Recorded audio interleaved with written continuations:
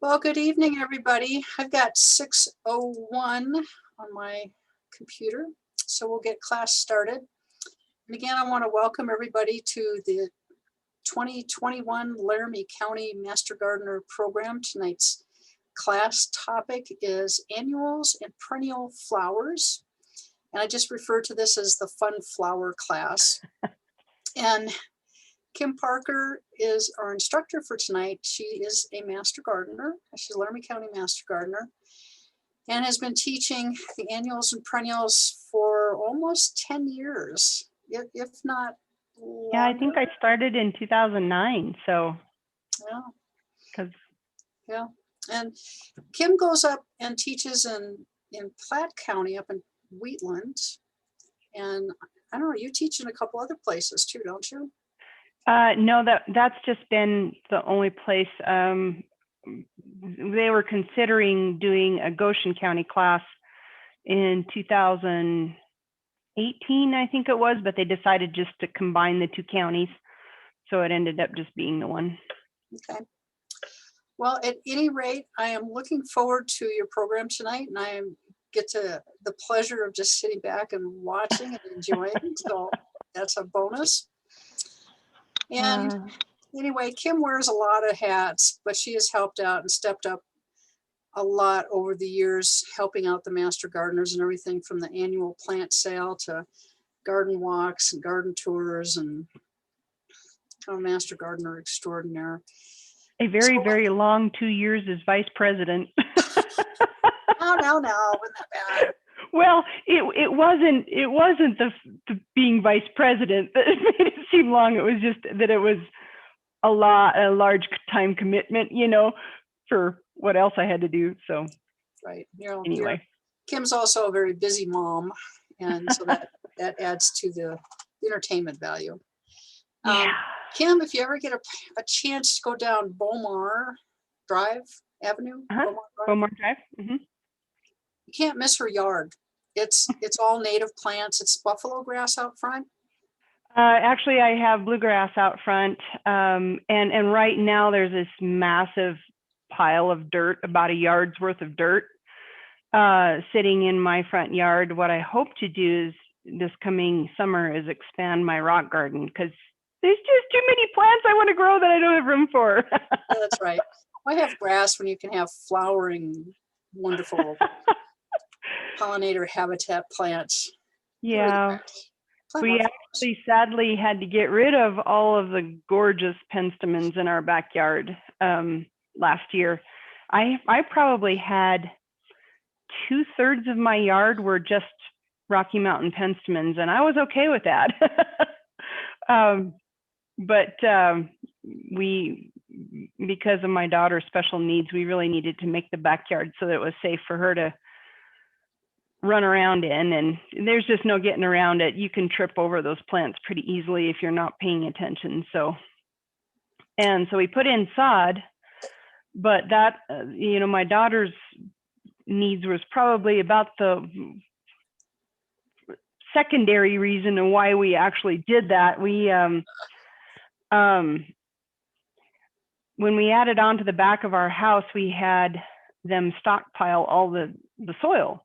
And so I had this probably 2 or 3 yard piles worth of dirt sitting in my backyard that took up about 1/3 of my backyard. So it was time to get rid of the pile of dirt. And when we put the addition on the house, the buffalo grass in our backyard just couldn't handle the amount of shade it was getting. And so we decided to a lot of factors all kind of came together last year. We also attracted a pest that killed nearly every penstemon in my backyard.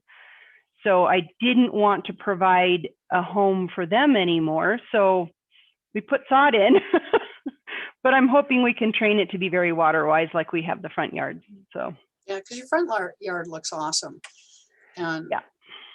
And especially with what you're doing with all the native plants and the native grasses, it stands the test of winter nicely.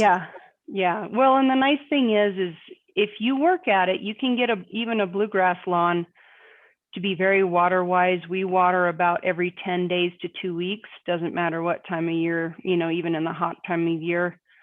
And we only have to mow it about once a month. So I kind of like that workload. Yeah, I do too. And it looks nice. It's taller, but it blends in so well with your native grasses and your native plants in the rock garden. It just flows beautifully, Kim. Oh, well, thank you.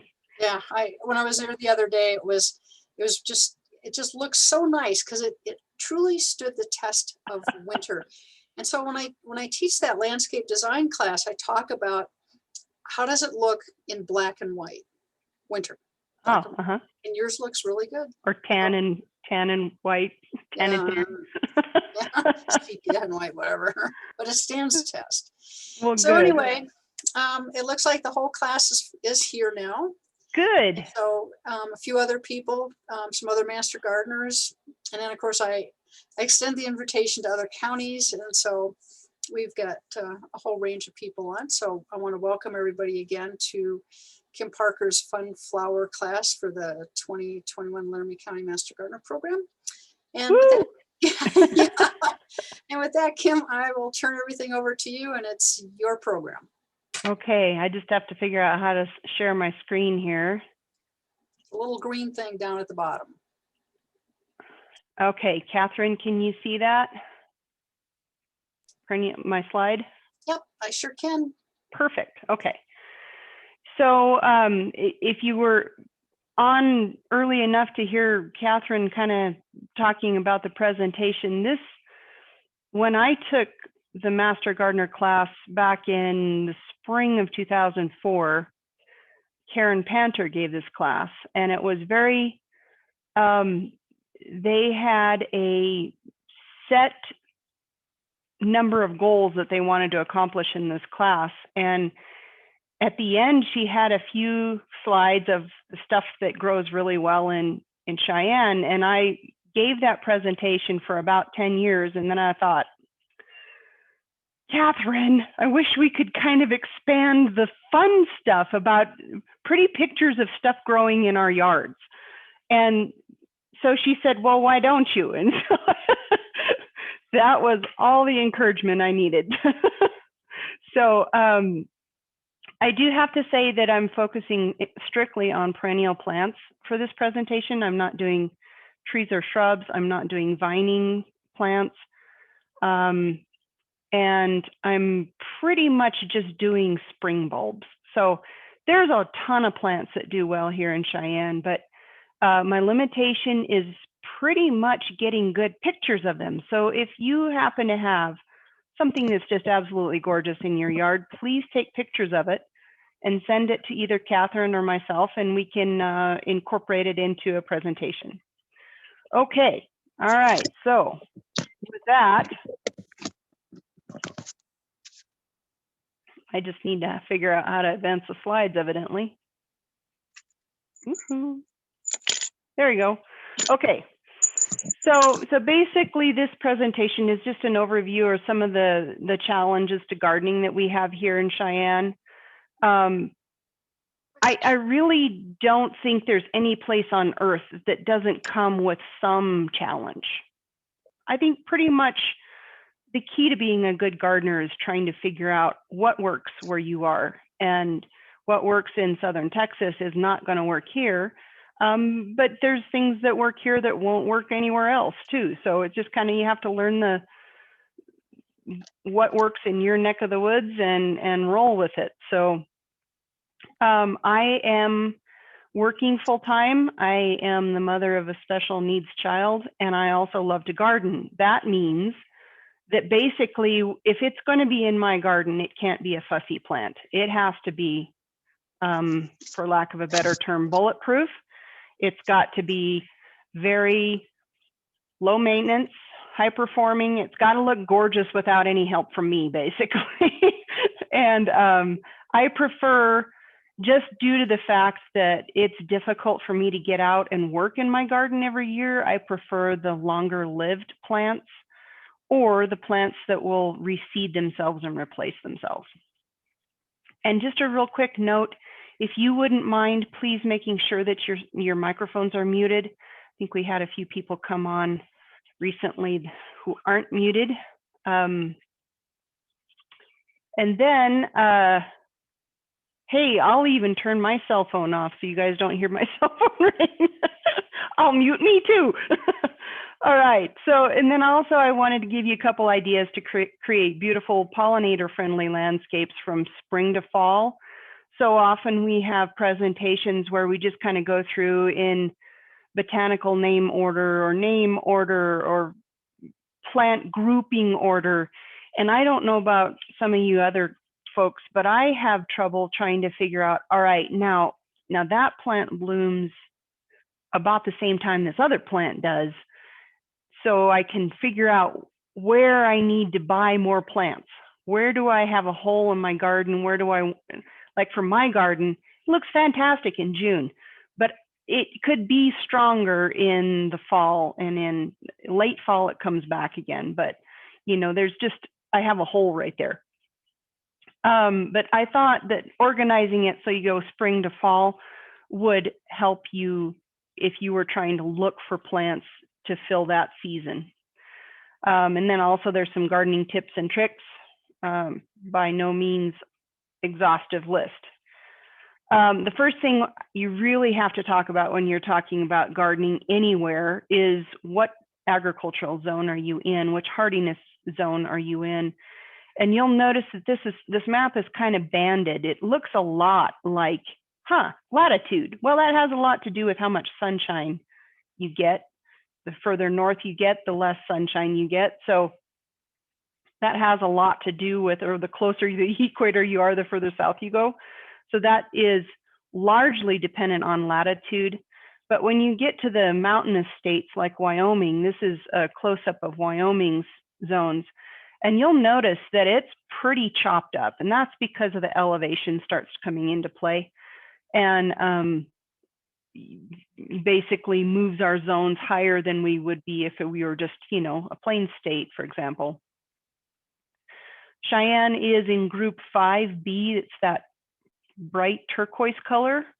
Basically, that means that our average coldest temperatures are -15 to -10. You can absolutely get away with planting zone 5 plants. However, because of my previously mentioned problem of having enough time to do what I want in my garden, I try to buy zone 4 plants. If I have a zone 5 plant, I kind of keep a close eye on it and try to do my best to make sure it's not being overly stressed. I might go and put a bucket over it or something if it's an early freeze or something like that. Okay. So the interesting thing about the hardiness zones is these were actually developed for agricultural crops, not for flowers and trees and that sort of thing. It was developed for agricultural production, and generally it works for us. It works for us, but it's just important to remember where that data came from. The current zone that we're in, 5B, was determined by looking at the length of time between 1976 and 2005. So this is something that's periodically reevaluated. And if, for example, there's a warming trend or a cooling trend, that our zones might change one way or the other slightly. Also consider that I mentioned before a microclimate. If you have a microclimate such as against the foundation on the south side of your house, that's going to be a lot warmer, more protected place for you to plant something that is maybe, I don't know, I keep wanting to try to overwinter rosemary. That might never happen. But at the same time, you know, that's what I do for kicks and giggles. I was like, I wonder if I did this, if it would live. So anyway, that would be the sort of place to seek out, is a protected place. Wind exposure has a huge impact on what can survive.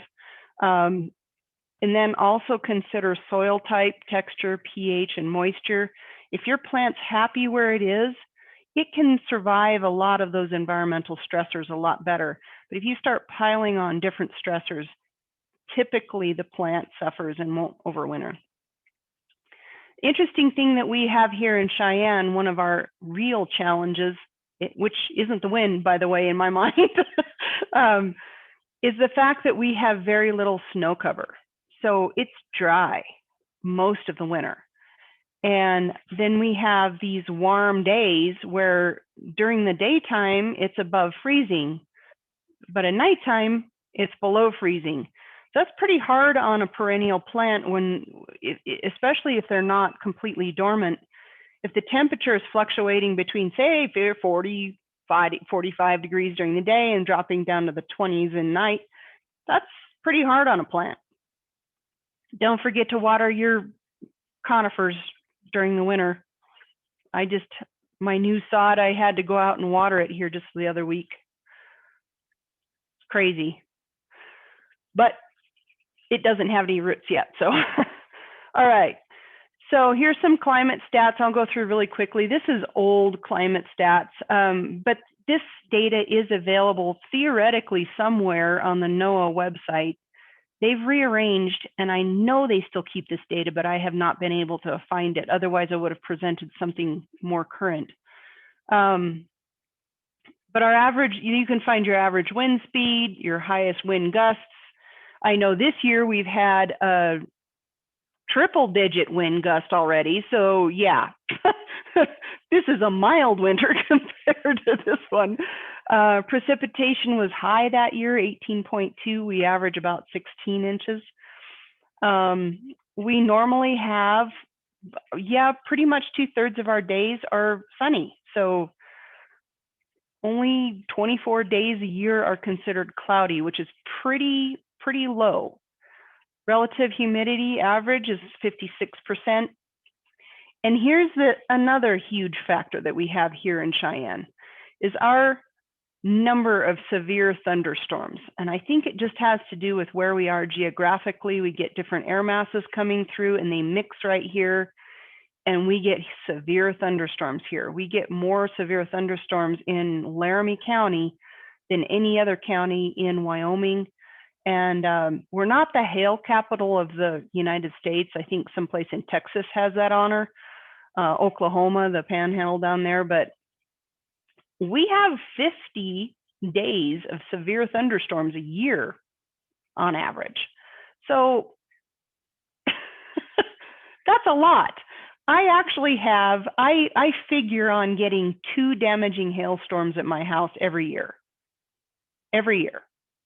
And I'm lucky if it comes from just the right direction and most of my garden doesn't get pulverized and made into salad. So yeah, that is definitely something we have to deal with in Cheyenne. Now I know that some folks that are down in town maybe don't have hail that often, but I think because I'm up on the ridge, I think the storms just kind of follow the ridge and we're right in line for that.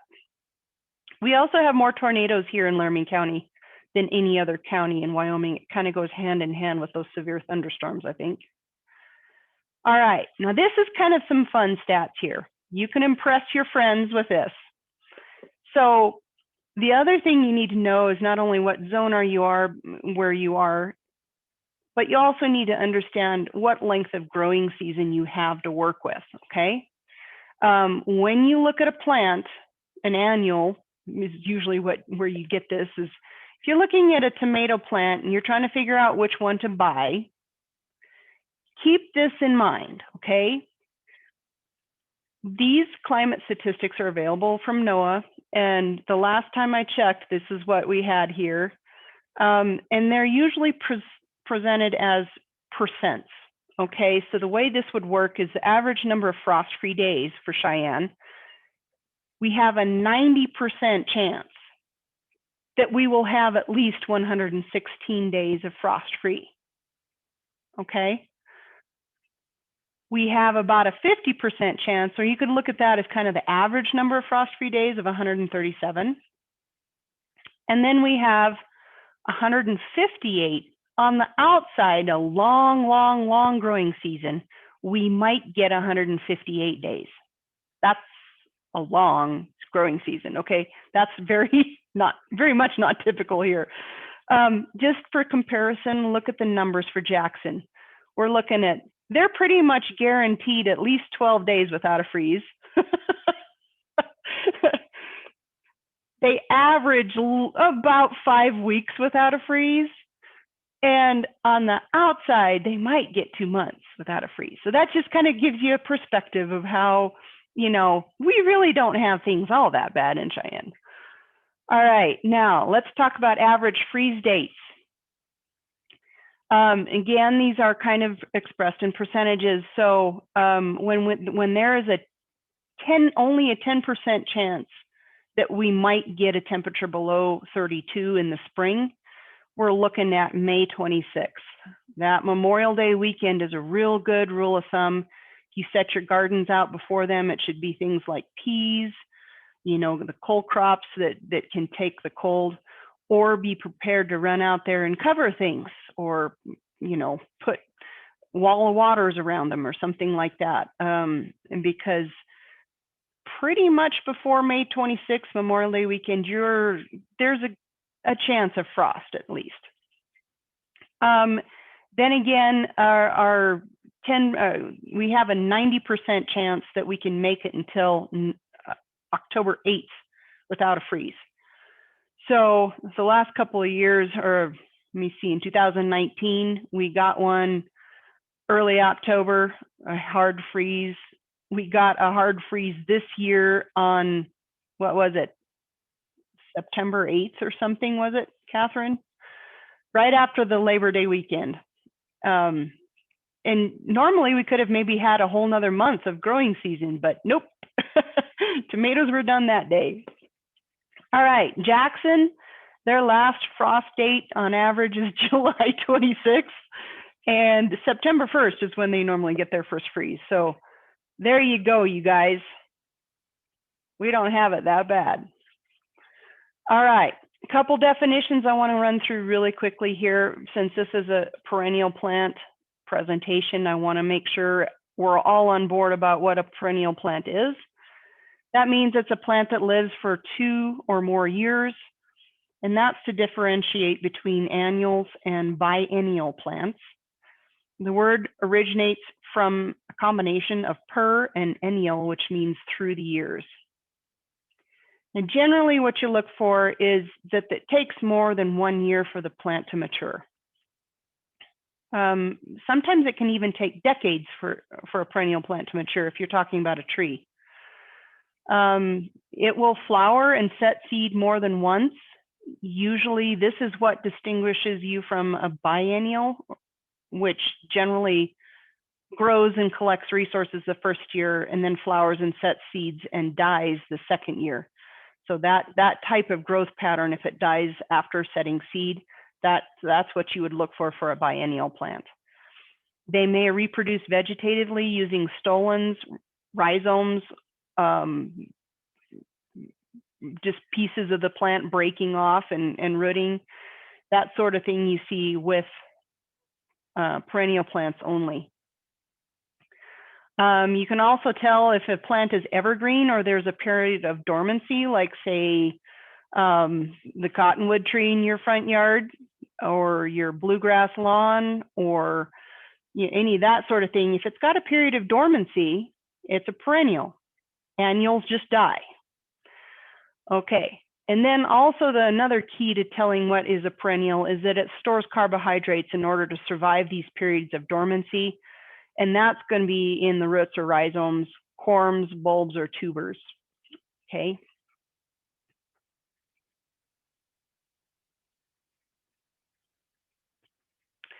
If you think about it, your typical tree has at least as much biomass below ground as they do above ground.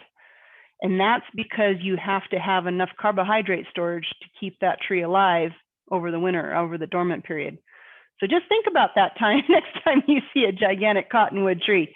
There's a lot of root material underneath the soil surface. And if you decide to put a flower bed or a garden underneath it, you will quickly become very frustrated with that tree because it will keep regrowing any root that you try to dig out.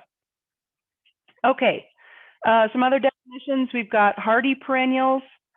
That means they live through most winters, native or plants that are native to the area or that are right in here in Cheyenne, zones 4 and above. Sorry, 4 and below. Yeah, zones 3, zone 2, that sort of thing. Those plants will be very hardy here.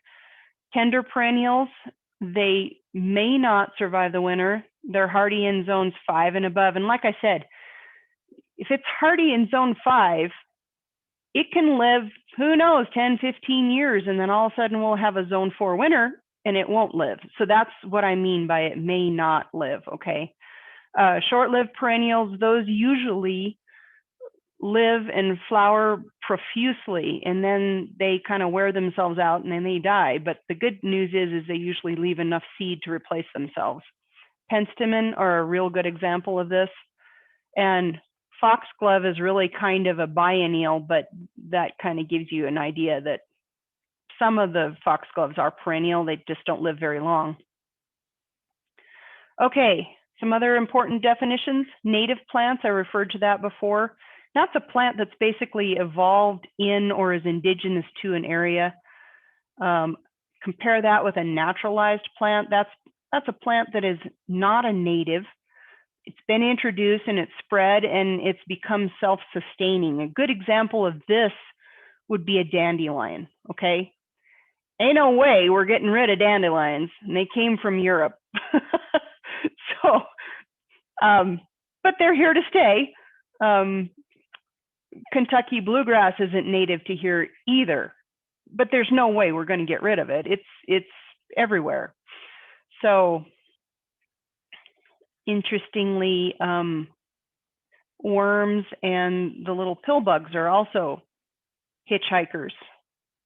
But anyway, so weed is basically an unwanted plant in any human controlled setting, such as a field, garden, crack in your sidewalk. It doesn't have a botanical meaning, but it just basically means I don't want that plant there. An invasive plant is a naturalized plant. In other words, it's not a native, it's naturalized. And it is so successful in exploiting its new environment that it outcompetes natives and spreads unchecked. So there's also a component when you call a plant a native or invasive species. There's also a component of economic impact. For example, it might take over your hay field so that you can't grow hay, or grow your agricultural crop, or cows can't eat it, or something like that. There's some economic hinge to it. So here's a little a plant. A lot of people would call these guys weeds. I kind of like, they're very cheery, very yellow. They go all summer long, so I like them. They make a massive amount of seeds, but they're easy to pull up in the spring if I don't want them. Anyway, I think that's a Helianthella, but on the other hand, this one is on the invasive weed list. And I'm sure the governor had no idea that it was growing in his flower bed. That was cinder rock that they put in there with the idea, I think, that nothing would grow in there. But after just a couple of years, you'd be surprised how much soil is caught by the wind or that cinder can break down. And that plant was just happy as could be, the Dalmatian toadflax. So how to find good plants? There's three organizations I'd point you to. The Perennial Plant Association, the Plant of the Year. They always kind of highlight a plant of the year, and those are likely going to be really good plants for you to choose for your garden or your yard. All-American selection, I have to say that if I'm browsing through a seed catalog and I see the All-American selection there, that little logo, that is likely going to be one of the brands I choose. You know, if I'm trying to choose between two different tomatoes, if one of the two of them has a the All-American Selection logo on it. That means it's been tested in gardens all over the United States and that it's performed well. So I have a good chance of getting a really good plant out of it. The other one that I like, it's more regional, it's for our area. It's a collaborative effort between the Colorado State University and the Denver Botanic Gardens. And they go out and they collect plants from all over the world that share our climate regime, and then they see if they can grow them out in commercially viable quantities. And a lot of the greenhouses now carry these. So if you see a plant select tag, it likely will do very well here. Keep in mind some of those are zone 5 though. So if you're looking for zone 4, just make sure to check the tags. And they've been doing that now, I think for, gosh, 20 some odd years now. So if you go to their website, there's a huge listing of plants that you can choose from that are all very nice. Okay, so let's get to the fun part of this. Enough of that statistics and stuff.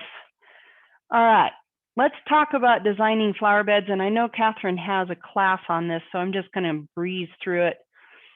But again, low maintenance beds, you wanna say, is the plant very long lived, 4 years or more, and does it reseed itself? You don't really want to invite a bully to your yard. I mean, if it's going to outcompete everything else in your garden, maybe it's not a good idea to plant it, okay? Will it have a long bloom time? You really kind of want to look to see, does it have multiple seasons of interest? Or, you know, are the seed pods cool to look at, or does it have winter interest? Not just the flower, because the flowering is going to be a very short, relatively short period of time throughout the year. And then the other thing is there's some really cool plants out there, but they are high maintenance as far as bugs. I mean, they are susceptible to fungus or bugs, or, you know, there are some plants out there that, yeah, I'm not putting one of those in my garden because I'd constantly be having to put chemicals on it. So if you really love that flower, just realize what you're getting into.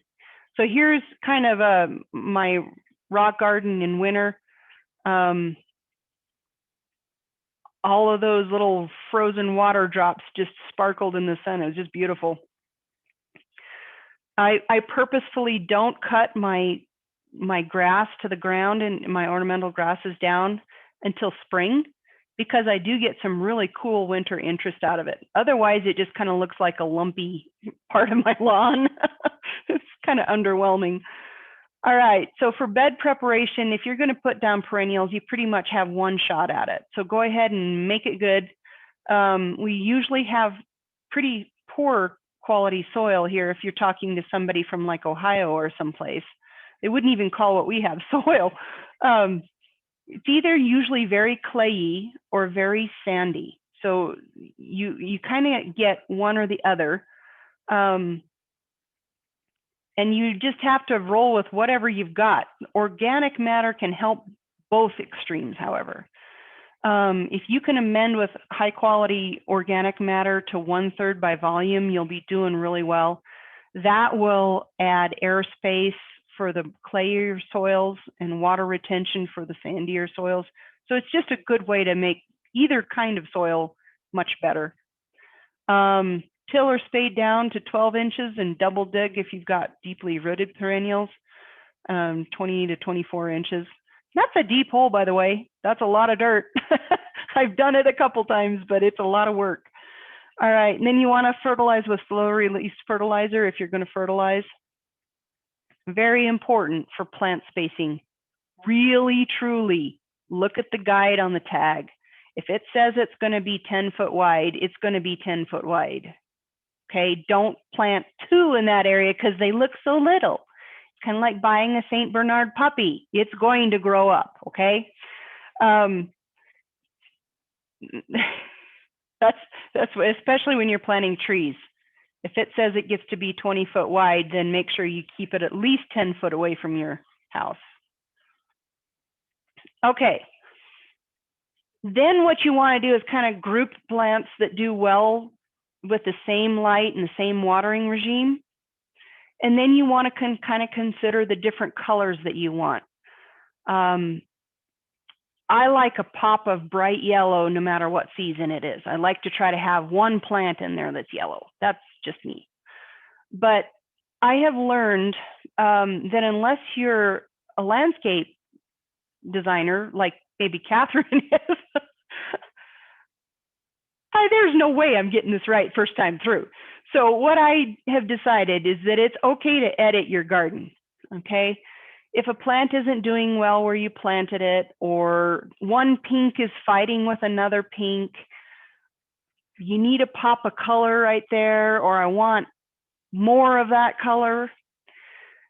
Or if a plant has gotten too big, it used to be just this nice, polite little plant, and now it's 4 times the size and it's pushing out the other things that you want in there. Or if your best gardening pal has this plant that you just gotta have, or conversely, you know, you want to give part of one of your plants to them. That's the nice thing about perennials, you can do that. So don't think of a garden as set in stone. Think of it as something that you can edit through time. And who knows, as you find new cool plants, pop them in. There'll always be some that don't make it through the winter, or they just don't survive. You know, that's okay. Just kind of continually grow a new garden. All right. For mulching, I want you to know, you guys, I took this picture of a pile of single grind mulch in my backyard today. It's cold out there today. But mulching reduces the amount of water that you need to apply and also minimizes weeds. You need about a 3-inch thick layer of mulch in order to prevent weeds. Basically, what you have to do is prevent light from reaching the soil to make sure that the weed seeds don't germinate. You can use organic mulches like wood chips, compost, grass clippings, newspapers. Those will all break down and add organic matter to your soil. And you can also use inorganic mulches like pea gravel is really common. A lot of rock garden plants really have trouble if they're too moist. So pea gravel is a common mulch used for rock gardens. Careful not to mulch around the plant stems or to cover the crowns. Yeah, you can't bury your plants. They won't do well. Okay, let's talk about hardy naturalizing bulbs here. So what I mean about hardy is they are going to come back reliably year after year, naturalizing. Hopefully they'll even expand and have more of them next year. Reticulated iris, crocus, daffodils, grape hyacinths, tulips. Okay. However, I have to say, not all tulips are created equal. A lot of times the flashy mixes that you buy at big box stores or the grocery store or wherever you might pick them up cheap, they're going to be pretty. They're going to be beautiful for 1 year. Just treat them like an annual. That's okay. If you want to plant them, that's cool. They're beautiful. But these types of tulips are going to be more perennial. They'll last longer and may even naturalize. So that's the species tulips, the Greggii tulips, the Kaufmannii tulips, Darwin and Emperor tulips. Those are the ones that do pretty well here. And when we have our annual bulb sale in the fall in August, Kathy Shreve picks those out, and she does a really good job of finding ones that, you know, she selects from those types of tulips to make sure that they do well here. Question, are any and all daffodils potentially naturalizing here? Natural daffodils, yes.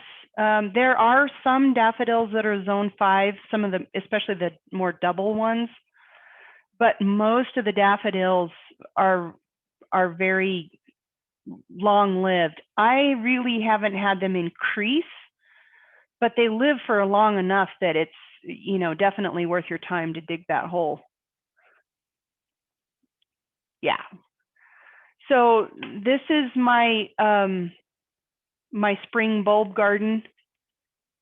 A lot of these have kind of withered away and I need to plant some more, but it's been, shoot, 6 years now, so that's okay. This is the type of garden that you plant in October and November. You can push it as late as Thanksgiving. You have to make sure that the soil is not frozen. Okay, that's the big thing. If you can get it so that the soil is cool, you don't want it too warm because then the tulip will get, or the bulb will get confused and it may actually start to try to grow. So you want to wait until at least October before you plant bulbs so they don't try to grow. But it's still warm enough that their roots can establish. That's really key. I have planted bulbs as late as Thanksgiving if it's a warm fall, but just be careful, you know, you're playing with fire there if you anticipate, oh, I'll do that next weekend, and then you find out it's going to snow. So, all right. Bulbs use a low nitrogen fertilizer.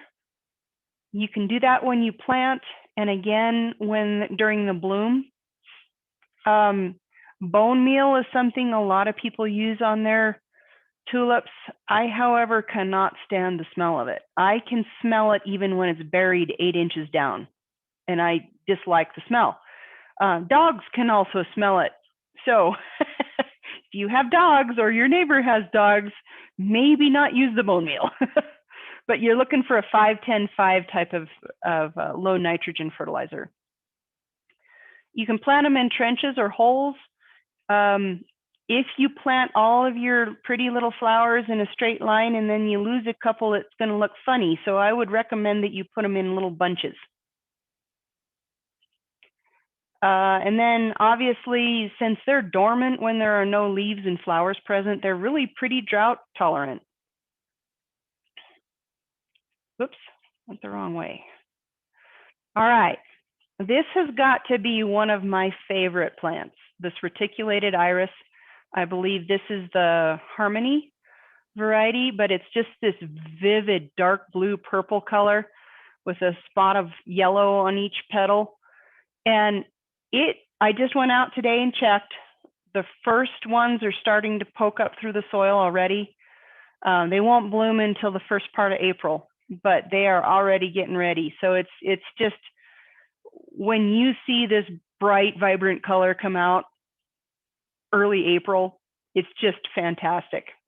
The little pink flower that's next to it, that's called Glory of the Snow, and they are not phased at all by snow. Neither of these two little flowers are. They're only like 4 inches off the ground, so they're really tiny. But like I said, just a huge impact, a huge mood lifter. I think the Glory of the Snow is a zone 5 plant, and I have found that they don't stay as well as the reticulated iris.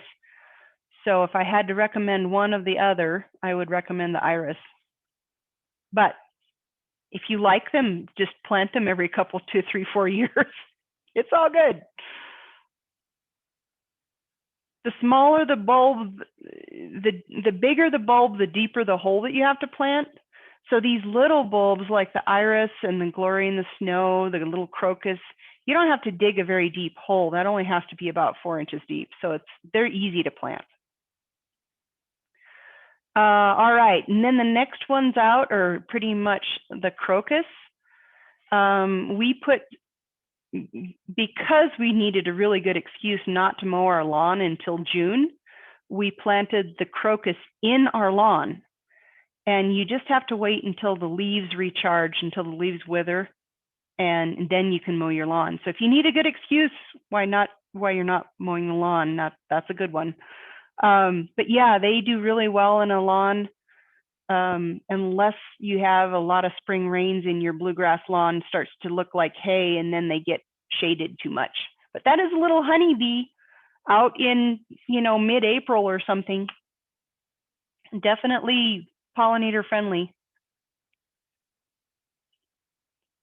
Okay, then here's the daffodils, and there are hundreds of varieties of daffodils. So just take a peek. Generally, the ones that are earlier season are more hardy.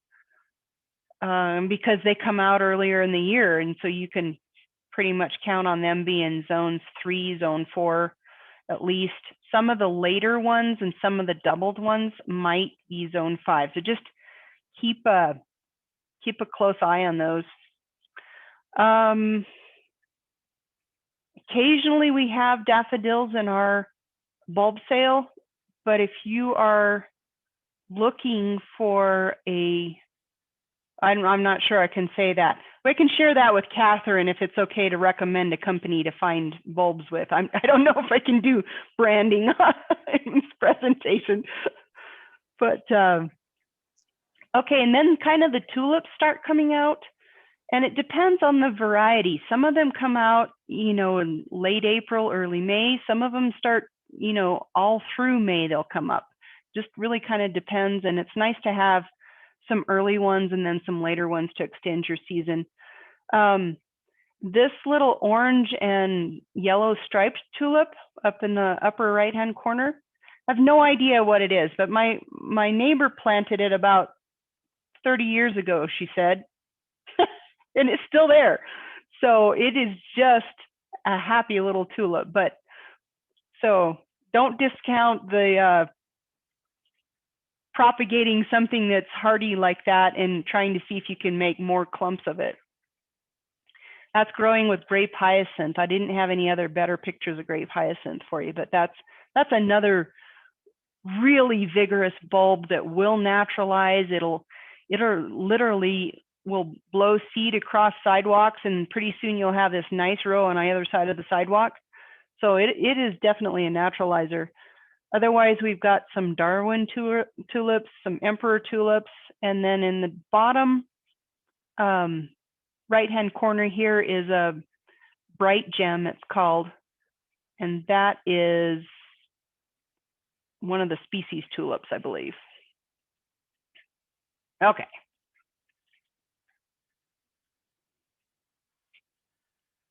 Okay, so here's some of our other species tulips.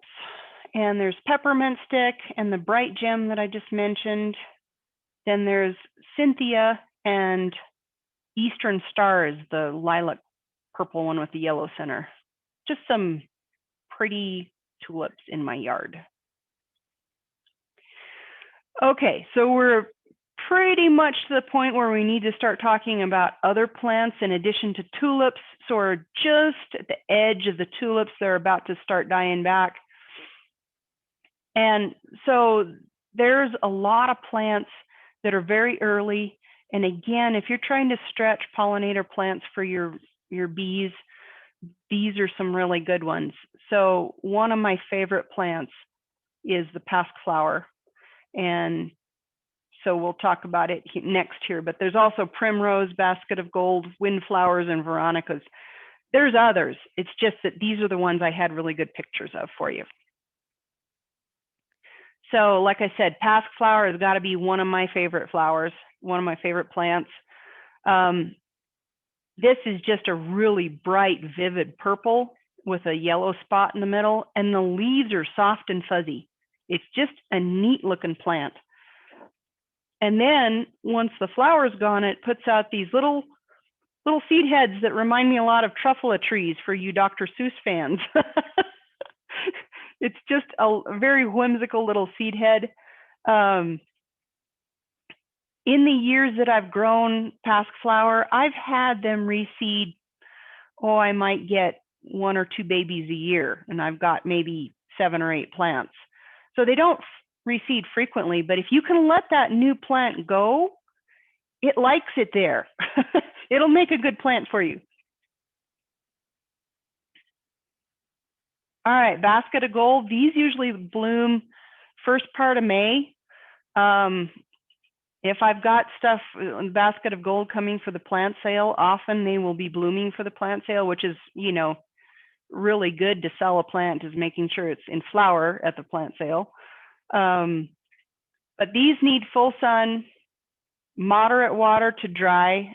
I've seen these coming up, germinating in cracks in a cinder block wall. So, I mean, they can grow in very low water situations, and they look gorgeous. I mean, talk about just vibrant color in early spring when you really need it. These are good for rock gardens. They'll kind of drape over walls. The picture that I have here of this plant is a pretty young plant.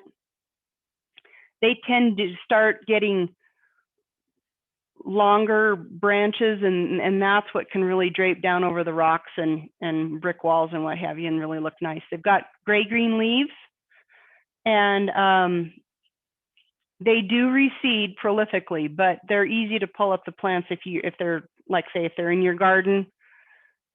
The seedlings in spring, you just till them in and whatever, or pull them up. It's not hard to control. All right, this is a primrose, and this is only one of primroses. There are a lot of different primroses that are just beautiful.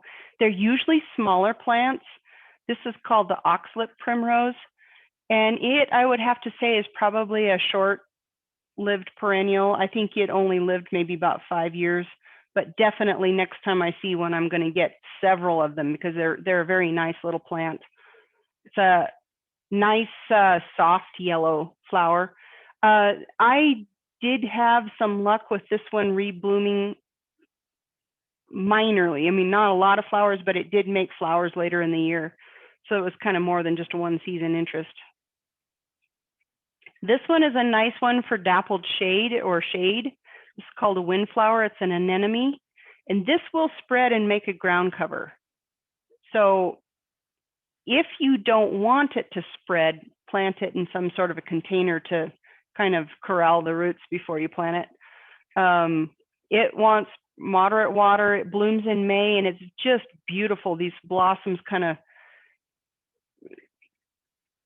flutter in the breeze, and it's just a very nice, cheery little plant called Anemone sylvestris. Okay, now there are a whole bunch of ground covers that I don't have good pictures of, but I did have good pictures of the some of the Veronicas. The top one is Waterperry Blue. It's one that Catherine has grown, I believe. I've grown Turkish Veronica. I've grown the Time Leaf Veronica, the Oltensis, and also one I came across at a rock garden show, which I love, and it has been very long-lived. I don't even know if it has a common name, but it's Veronica tymoides, variety pseudocenaria. And it has fat little gray fuzzy leaves. But in the springtime, it's just absolutely like the other Veronicas, just covered with these beautiful blue, royal blue flowers. It's just gorgeous. But that's a really good choice if you've got a rock garden where it's not going to get a lot of water. The Turkish Veronica, I've found winter kills a little bit, so it might be better to place it where it's kind of protected from the, I think what it is, since it's semi-evergreen, if it dries out in the winter or else gets too wet, it has a problem. So put it somewhere where it's protected in the winter. Okay, moving into June, we go to shade to part sun. Most of these perennials can take morning or evening sun as long as they're shaded during the hottest part of the day. So when you think about full sun, you're looking at 6 hours or above, or that it at least doesn't get the hot part of the day sun. Most perennials that grow in the shade flower in May and June. By the way, if anybody has good pictures of hostas or ferns, I am looking for some. There are some hostas that bloom later in the season, and there are some lilies that bloom later, but pretty much most of your shade perennials will bloom in the spring. And it's nice to think about adding varieties that have lime green, cream, silver, or variegated leaves to kind of brighten your shade garden. Example of that is that lime green leaf is that gold heart, bleeding heart. You can see just how fantastic, that pop of bright green, yellowish green looks in that garden. But these are all on the left-hand side, we have Valentine bleeding heart. Then the middle is gold heart, and on the right-hand side is the old-fashioned. When I took these pictures last June, within a week, we'd had a hailstorm and they were all pulverized. So I am hoping that I don't get so much hail that these don't actually, I hope they'll survive year to year. If not, I'll buy more, I guess. Okay, columbines are another wonderful plant that likes the shade. They come in all sorts of varieties of colors, and happily they cross-pollinate really easily. So you can get some pretty fantastic varieties in your own yard that you could never buy commercially. So these are just some here. This is William Guinness on the left. This is a Kim Parker exclusive, the gold and the burgundy colors. And then we have just the blue Colorado columbine, and then this short, fat, dark burgundy color is William Guinness. But like I said, columbines are a little, they're not picky about who pollinates their flowers, so you can get some pretty interesting colors if you start with a bunch of different colors. Jacob's ladder is another really nice shade plant. These get tall and bushy, kind of fern-like leaves here. And there are some people that say that they smell like skunks. I'll guarantee you they don't smell like skunks. On the other hand, if you have about, one year for the plant sale, I had about 20 of them sitting underneath my deck. And when there were that many of them that close together, they did kind of have a funk to them or something, but I wouldn't necessarily call it a skunk. So, but anyway, some people describe them as that. Maybe don't put them below your bedroom window or something. Now, cranesbill or a hardy geranium is another shade favorite. It'll also take full sun though. There are some that are more set up to grow well in shade or part shade, and then there's some like the one there on the right hand side. It's got full sun and it does just fine. I've even seen geraniums with a burgundy colored leaf and pink flowers, which is really a sharp looking plant. I think it wants more sunlight than I am giving it right where it is, but that's a fun one. So let's talk about plants that normally do well in June in full sun. This is a picture of my rock garden when it had a lot of penstemon in it. Most sun perennials can take some shade, but the flowering might be reduced, or they might not be as vigorous. So just keep in mind that you've got some flexibility whether you plant something that's listed as full sun. You might be able to get away with a little bit of shade on it. Just as long as it can get about 6 hours of full sun, that'll be good. Water requirements can vary from none to wet, and I do mean none. There are some xeric plants that if you water them, you will kill them. So then there's also plants like elderberry that they want their feet wet all the time. So what you really want to do is look to see what are you planting together and making sure that you're planting plants with the same type of water needs together, so you're not having to try to not water that one little corner. That can be crazy making. Okay, drought tolerant species do really well in Cheyenne. I have trouble with xeric species because of where I live, I have clay soils. So it seems like even just a tiny bit of water can make those xeric species unhappy, whatever's held in the clay soils.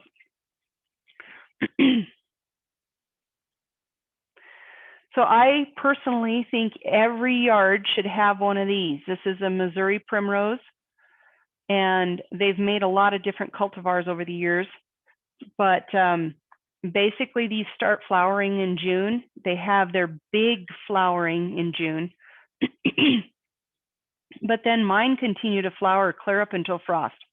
Now they may only make a flower or two a week, but you know, it's a steady flowering. And they have the coolest seed pods down there in the lower right-hand corner. That's a seed pod, that's not the flower. And you can do some really fantastic things with those seed pods. But yeah, fantastic plant. And I don't need to do anything extra for that one. It's a native. All right, let's talk about some other plants that don't need a lot of water. Stonecrop is a good one. All of the little sedums, there's dragon's blood, and then this is a picture of oak leaf sedum.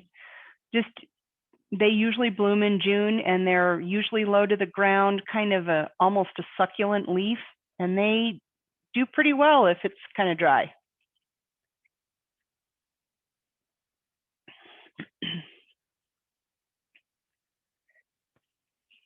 It's got to be one of my favorite plants too. Yeah, probably not a coincidence that I had a whole backyard of these.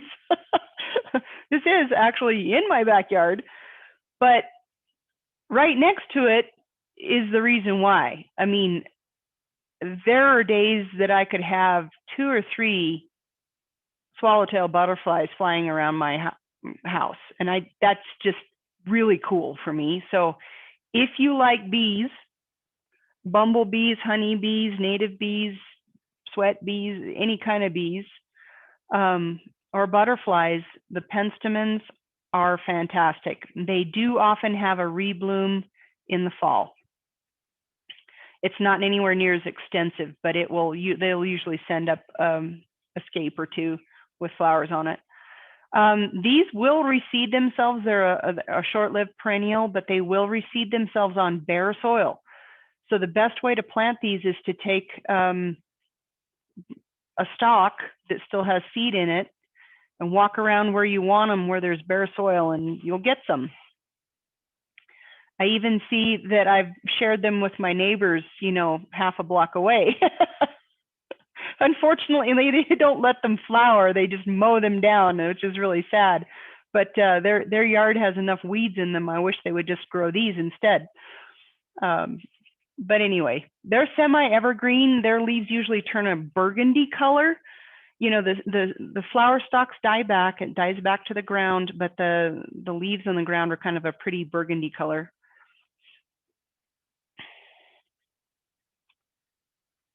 Here's one that's really popular, catmint. Now this is different than catnip. Catnip is very aggressive. I would not even recommend planting that in a pot because it's going to make seeds and it's going to escape. I had people that, you know, they thought they were really clever and they said, okay, we're going to put a little triangle in between these sidewalks and we're going to put catmint in it. It's going to, or catnip in there. It's going to stay there. And then they discovered that, nope, it will not be contained because those seeds go everywhere too. This is a catmint.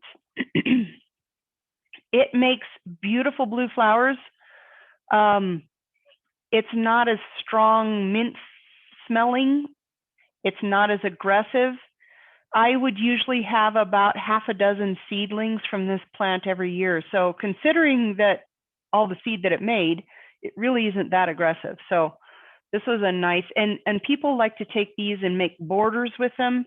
They get about 8 inches tall or so. So they're really nice, like edging plant for along a sidewalk or along the edge of your bed. They don't get tall and gangly. They stay pretty good. They would benefit, you can see kind of some of the last year's stems down here. You might want to think about if you're keeping them as a border for a garden, you might want to plan to trim them back in the spring before new growth comes up, just so that it tidies it up. And this one also is growing in a crack in a cinder block wall, so it doesn't need a lot of water. Be just happy as could be if you had it in your edge of your yard though. Question, are there some catmint cultivars that are better than others? There's quite a few now. One of the ones that most people like is called Little Trudy, is a good one. And that might even have been what that one was. I honestly don't know. I've had it for so long. I was reading in one of our books that the Walker's Low doesn't really feed the pollinators very much. But even though they're attracted to it, is that the case for other catmints or not so much? I hadn't heard that, but then again, I've got this one and I haven't tried the others. So Catherine, do you know anything about that? No, sorry. I know that mint, once it gets blooming, the pollinators love it. And same thing with catnip. Yeah. So, and catmint and any of the mints. Any peppermint, spearmint, any of those, they'll go and flower and flower and flower. I would say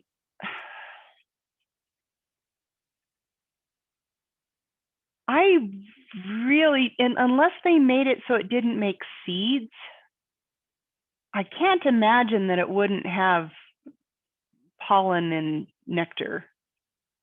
But yeah, I won't say that it isn't so, but it would seem like it would be hard to do for a mint. I don't know. There's lots of varieties out there. So if you're at all worried about that, I would just avoid that one and try a different one. Okay, so this is another plant that I had growing wild in my backyard. It is beautiful draping over a stone wall. I mean, it just is gorgeous in June. This is a variety called Max Fry. And this is not my stone wall, but it's another one here in Cheyenne. But this is one of those plants that it is beautiful. It is very hardy, very tough, and it reseeds like the dickens. So just make sure that if you don't want lots of little plants, just be on the lookout for them and pull them up before they get big enough to be hard to take out. Also in this picture, you can kind of see some of the snow in summer, the cerastium right next to it, that bunch of white flowers there on the far right side. That's another really popular ground cover type plant in Cheyenne and does very well. This one, it does well enough. It spreads gradually. I find myself having to rip out handfuls of it every other year or so to keep it in a polite area. But there again, I mean, when it's in full bloom, it's beautiful. So I just rip some up every couple of years. Share it with your friends.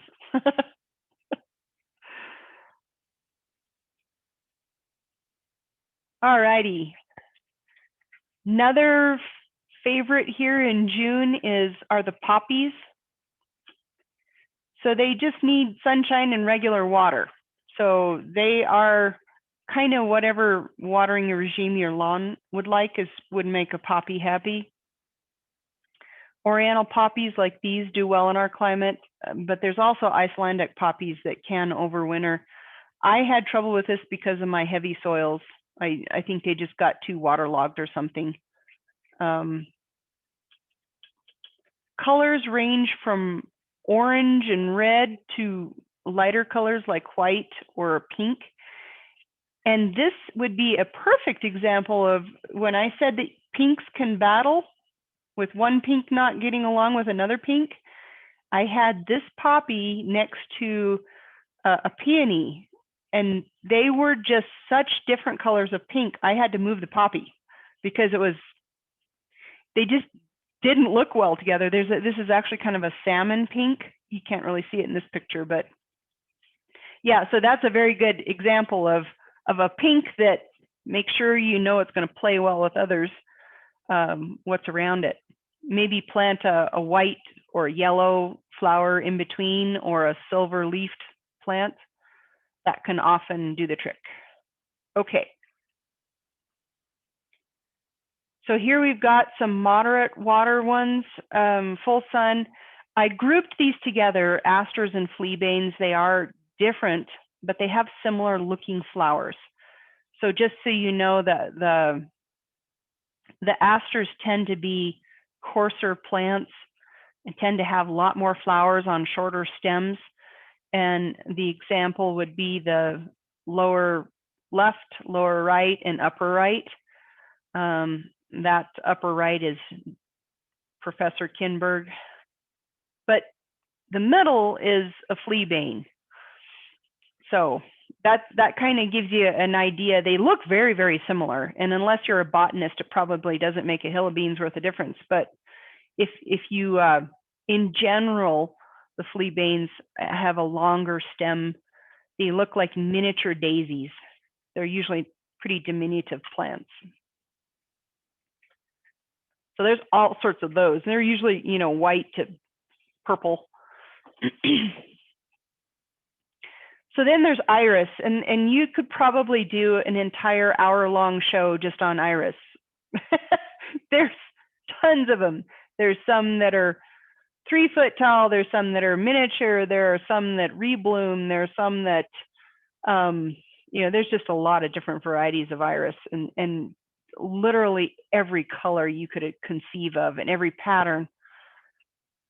So iris, good June flower. Another reliable producer is the delphinium.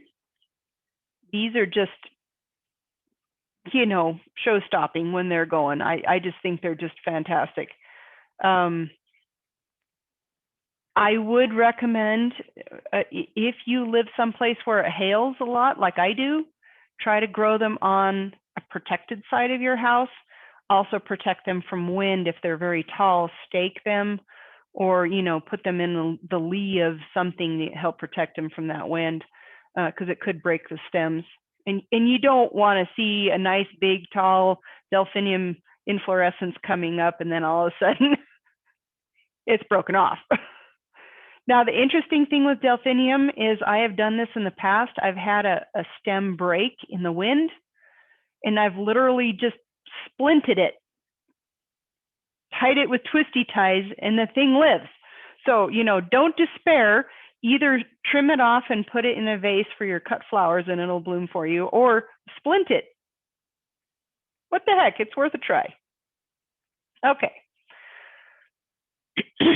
Oh, by the way, when you're shopping for delphinium, it'll talk about a bee. So the bee is the center part of that flower that's usually either white or black. Some of them don't have a noticeable bee, but usually it's either white or black. And these come in sizes from 18 inches tall to 5 foot tall.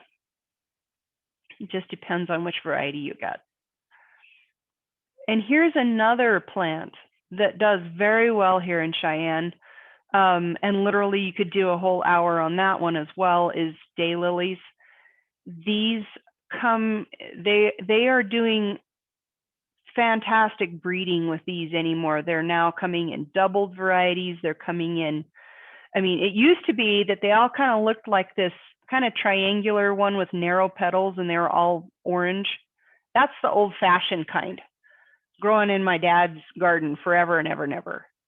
But now they're doing so many things with breeding new varieties that, you know, now they have ruffled edges, they have very light colors, they've got even like blood red Bella Lugosi is one variety I've saw that is just like almost black, it's so dark.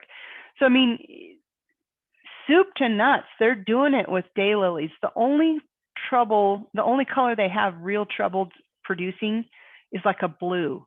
It ends up looking more like a pinky purpley color rather than a blue. But I'm thinking just give them time and they'll come up with it. But yeah, daylilies are one of those flowers that if you love them, you could literally have daylilies everywhere and just have dozens of different colors. There are some that rebloom in the fall. So if you'd like a multiple season interest, do look for those reblooming types. Okay, here's got to be another favorite flower of mine. This one starts blooming in June and doesn't stop until even after it freezes. If it's protected at all, it will continue blooming until long after everything else is dead. So blanket flowers are fantastic. You sadly can't really see it, but there is like 4 or 5 butterflies on this one plant. And that picture was taken in October. So it's a very important late season pollen and nectar source for butterflies that are migrating.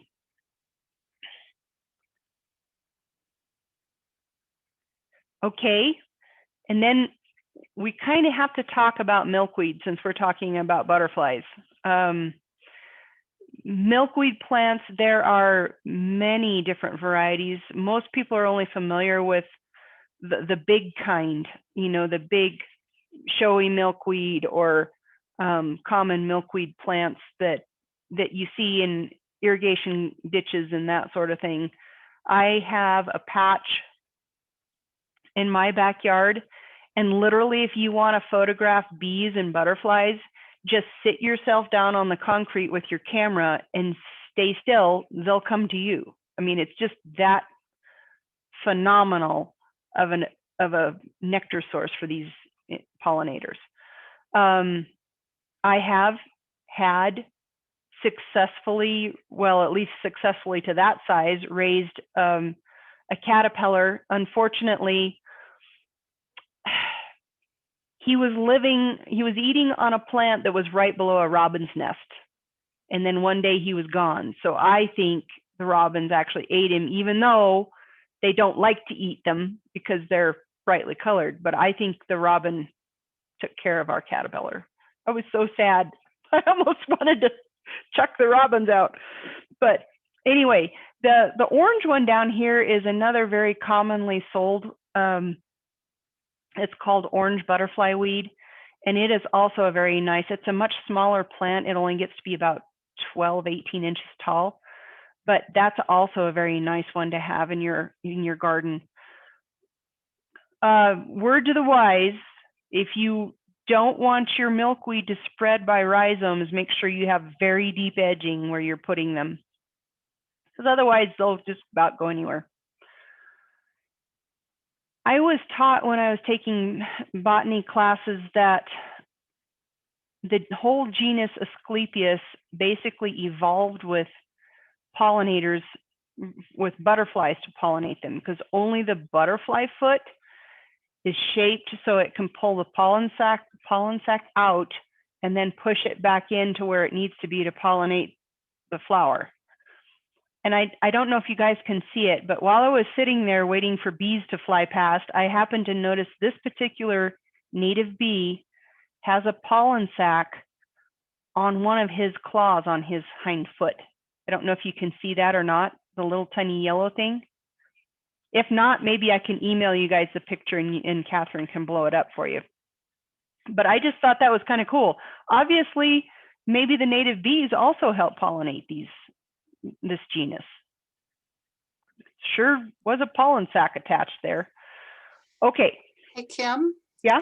Just quick comment. The bee you've got there on that picture may actually be a wool carder bee, which collects the fuzzy hairs off the back of plants.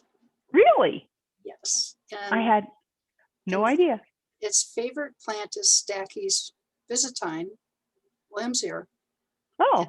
And so it could be a wool carder breed. I have to get my bee book out and look at it, but yeah. It was just really cool because I could see the pollen sac attached to it. That is very cool. Well, and that would make sense because I was wondering what it was doing, because it wasn't going after the nectar. It seemed like maybe it was either cleaning its mandibles or resting. I wasn't sure what it was doing, but if it was harvesting those hairs, I guess that makes a lot of sense. Yeah. So I do have a couple questions for you. Sure. Okay. One here, I have showy milkweed in our yard and they seem to be trying to take over. They spread to areas of the lawn where we don't want them.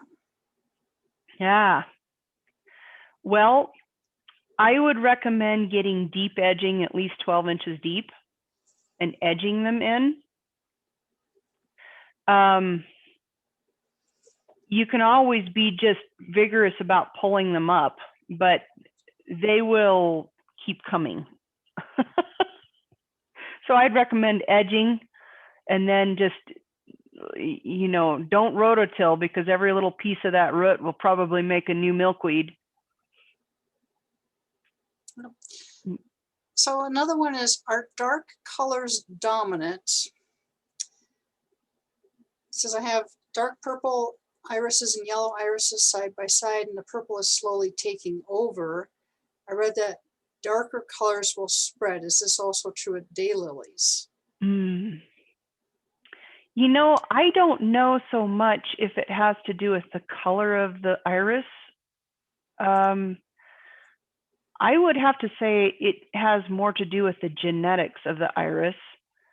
For example, that yellow iris that I showed you is extremely fast growing. I mean, it literally just climbs over it itself, and you're dividing it every other year to keep it nice. And it's yellow. Some of the darker varieties that I've had seems like they are not as vigorous. But I think it just depends on the genetics of your iris. And some of the more, probably some of the more like the doubled or the very specially engineered ones are probably less aggressive. I don't know if it has anything to do with color. Although I think, you know, if you're talking about the typical purple iris that everybody has in their yard, everybody has yellow iris and purple iris. I think that's just a really good example of an iris that expands rapidly. You know, it's tough. Nothing, hardly anything is going to set it back. And then other varieties, it seems like they're more finicky. They have to have it just right, and then they'll make a couple slow, you know, they'll make a couple rhizomes a year. But I don't know that it has anything to do with the color. But for daylilies, there are definitely daylilies that, you know, will take over.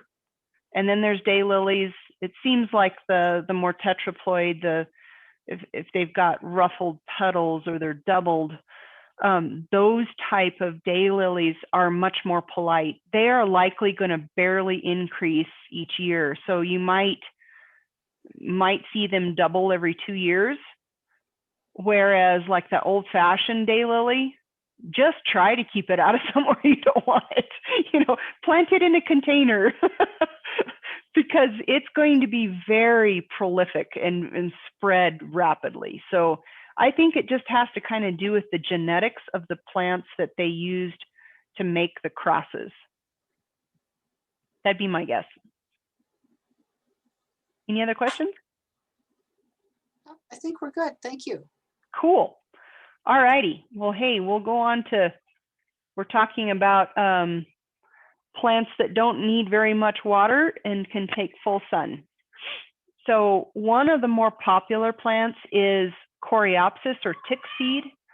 And this is, these are native plants. And in fact, Catherine was able to provide me with a picture, that smaller flowered one with a really finely divided leaf kind of in the center there on the top. That is a native Coreopsis from out on her sheep pasture, I think.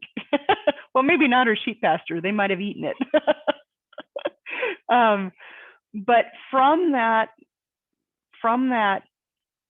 genus has come a huge variety of heights and colors. One of the nice varieties is, I think, Moonbeam. It's one of the Coreopsis. It's a pale yellow. It's really a nice one. It doesn't get as big and rangy.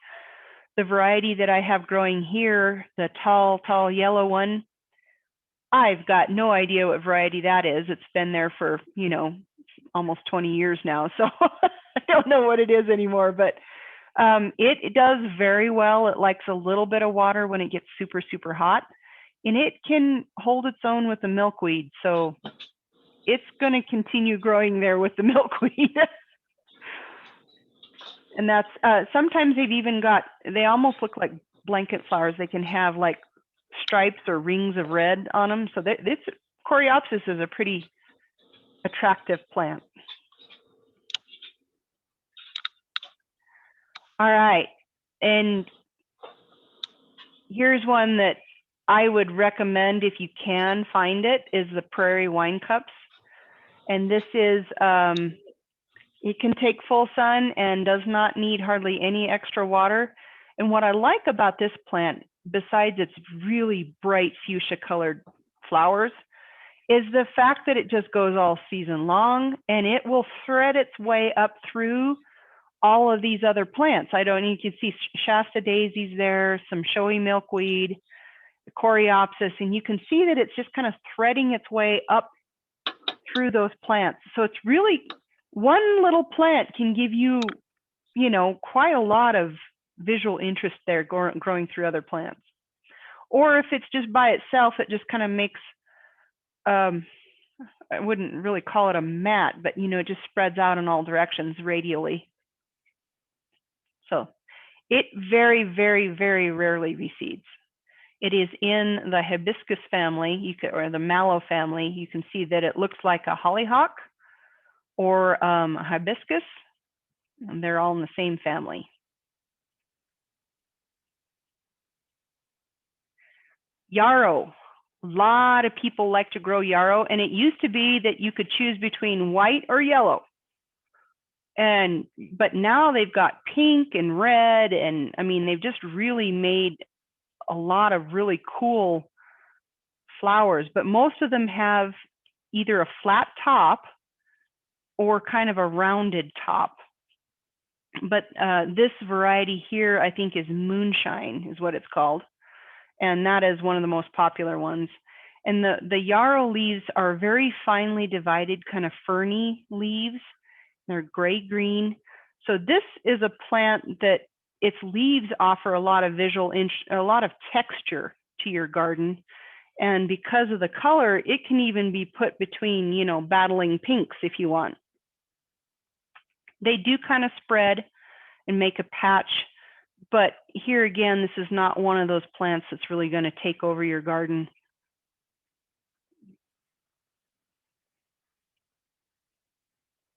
Let's talk about daisies. Daisies are one of those plants that some of the Shastas can get pretty aggressive. But that's why gardeners have friends. They just said, hey, don't you want some of this plant? It's great. It's actually not bad. I think I don't water mine very much. I have them growing with the wine cups and the Coreopsis and the tick seed and the showy milkweed. So mine don't get too much water. So maybe that's why mine don't spread aggressively. I suspect if you water them more, they will grow more. But they now have doubled varieties. They have short and tall. So there's all sorts of different varieties of daisies if you like daisies. The old time varieties will spread by seed. The newer varieties like Real Glory and, gosh, I'm blanking on some of the new ones, but some of the doubled ones, those are not going to spread as much. They're going to be much more a clump former and not really expand out like the old-fashioned Shasta daisies will. Also, there's some talk about some of those hybrid ones that maybe don't make as much pollen or nectar. So if that's a concern for you, you know, really try to look to see, you should be able to see if it's making pollen when you buy it, if it's blooming.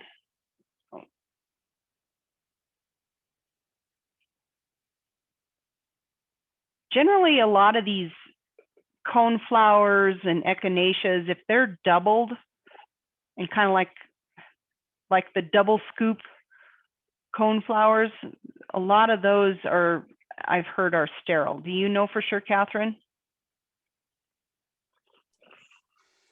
I don't know for sure, but my bet would be that they are sterile. A lot of those new cultivars are. Yeah, because they're not actually reproduced from seed.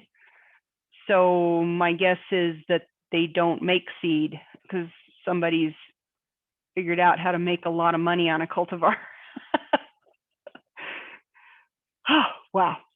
Anyway, so coneflowers have got to be one of the most popular perennials out there. Almost everybody loves them. Black-eyed Susan or coneflowers. Rudbeckia is the genus name on these. They have some that are, 4 foot tall. They've got some that are little tiny ones. So a huge variety in what is available on the market now. Pretty much you can find some even that do well in shade or, part shade anyway. So, I mean, really you can just find stuff that what fits your garden. Here again, some of those doubled varieties may not be so good for pollinators, so just consider that. Rudbeckia cultivars are usually yellow to red. So that's kind of the color suite that those are. Echinaceas are usually the pinks. So here's a coneflower, purple coneflower. And these are the Rudbeckias and the Echinaceas are native to North America. They've taken, again, a native flower and then produced all sorts of different hybrids and variations to change the height of the plant or the color of the flower and that. So yeah, it's just amazing the variety that you have. One of the, I have to tell an amusing anecdote. We can order truckloads of Monarda or bee balm and have it for sale at the plant sale, and we'll sell every last one of them. People love bee balm. They just love it. The bees and the butterflies love it also. There's a picture of a nice bumblebee there. That picture is courtesy of Barb Gorgeous, and she shared that with us. And just usually in shades between pink and red. And the only thing you should do with the only problem that bee balm has is it often is susceptible to powdery mildew. So if you can get a variety that it isn't, that's a good one. Jacob Klein, for example, is that red one. It does pretty well. Okay, so we're kind of moving into the fall now. And this is a fall blooming shade perennial. Like I said, there's not a lot of them that bloom in the shade in the fall. So this is one. It's a larger plant though, so just make sure that's, and it will spread. So just make sure that's what you want when you plant it there. But it's kind of like that windflower. It's the same genus, except for this blooms in the fall. There's a couple different varieties. The grape-leaved anemone or September charm. I can't remember there's another one I was thinking of. I can't remember it right now, but the September charm is a real popular one. But these are nice in the shade. Okay, so let's look at full sun. Now, this is a picture from Catherine, and notice all the bees, and there's even a wasp on that flower. This is goldenrod or solidago, and there are numerous varieties of this type of plant. Generally, they're a larger plant, and they have kind of arching stems, and the bright yellow flowers will just cover the top of that stem. Almost reminds me of a yellow spirea. Almost, except for it's not. But anyway, these are tremendous food source for pollinators starting in fall. Like I said, choose your variety. Some of them can get up to 5 feet tall. So that's a big plant. If you want that, make sure it's in the back and it'll work for you. Fireworks is a very popular plant, or popular cultivar. Okay, and we couldn't talk about fall flowers unless we talked about New England asters. These plants are one of the staples of a fall garden, and they come in a variety of beautiful colors. Really popular varieties are the purple dome aster, and then there's also the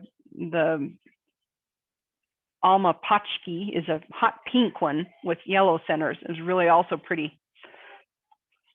And these plants can get quite large, so just make sure that you have room for your garden, in your garden for them. You want to probably put them towards the back so they don't grow up in front of other things. But these kind of bloom, they're blooming the same time that flight of butterflies comes through. You can see one of them here on the purple dome plant. So, I mean, I've seen like 3 or 4 butterflies on one plant. So, I mean, it's definitely a food source for them when they're migrating. Do you know which variety of butterfly that is, Catherine? I don't know anything about butterflies. It's a I'm pretty kind of one. leaning towards like a painted lady, but I don't think that's what that is. They're about 2.5 inches, 3 inches wingspan. Little, they're a smaller one. Anyway, pretty butterfly. Okay, and same thing, about the same time of year, I have seen Liatris blooming into October, literally until hard freezes happen, not just frosts, but hard freezes. So this is another important nectar source, and it seems like it just keeps working its way down the stem and keeps making more flowers. So that is a fantastic late season flower if you want pollinator food. They don't need much water at all. They do have to have full sun.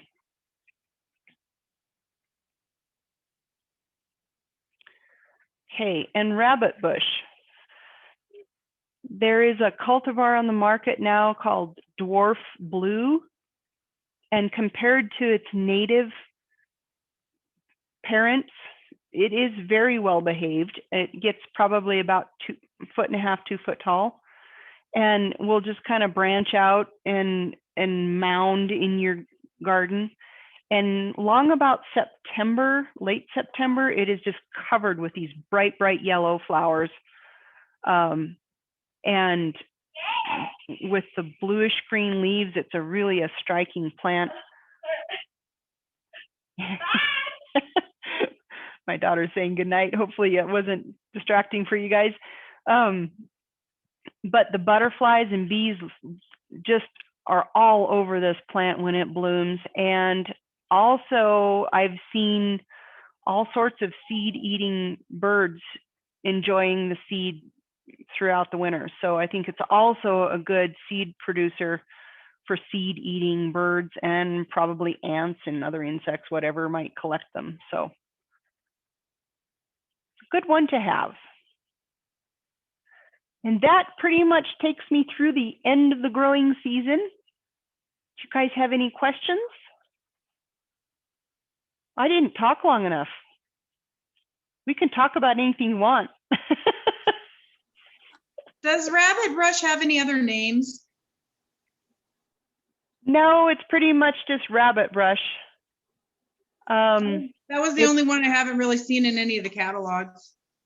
Yeah, it used to be, its genus name used to be Chrysothamnus, but they may have changed that. I'm not sure what it might be marketed as now.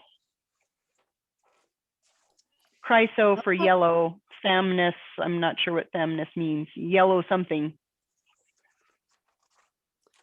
I'm wondering if you can comment on any that are of these perennials that are pretty easy to grow from seed, which ones are really hard to grow from seed, which ones you just kind of want to look for the plants already. Which ones do you want? You can come to my house. No, I'm just joking. But so perennials can often be a little touchy to grow from seed, just based on the fact that they often have what's called stratification requirements. In other words, the seed might need to have a cold period, or it might need to be, the soil might need to be the certain temperature or certain moisture. I mean, they can have some very specific conditions under which they can germinate. So sometimes that can be difficult for growers.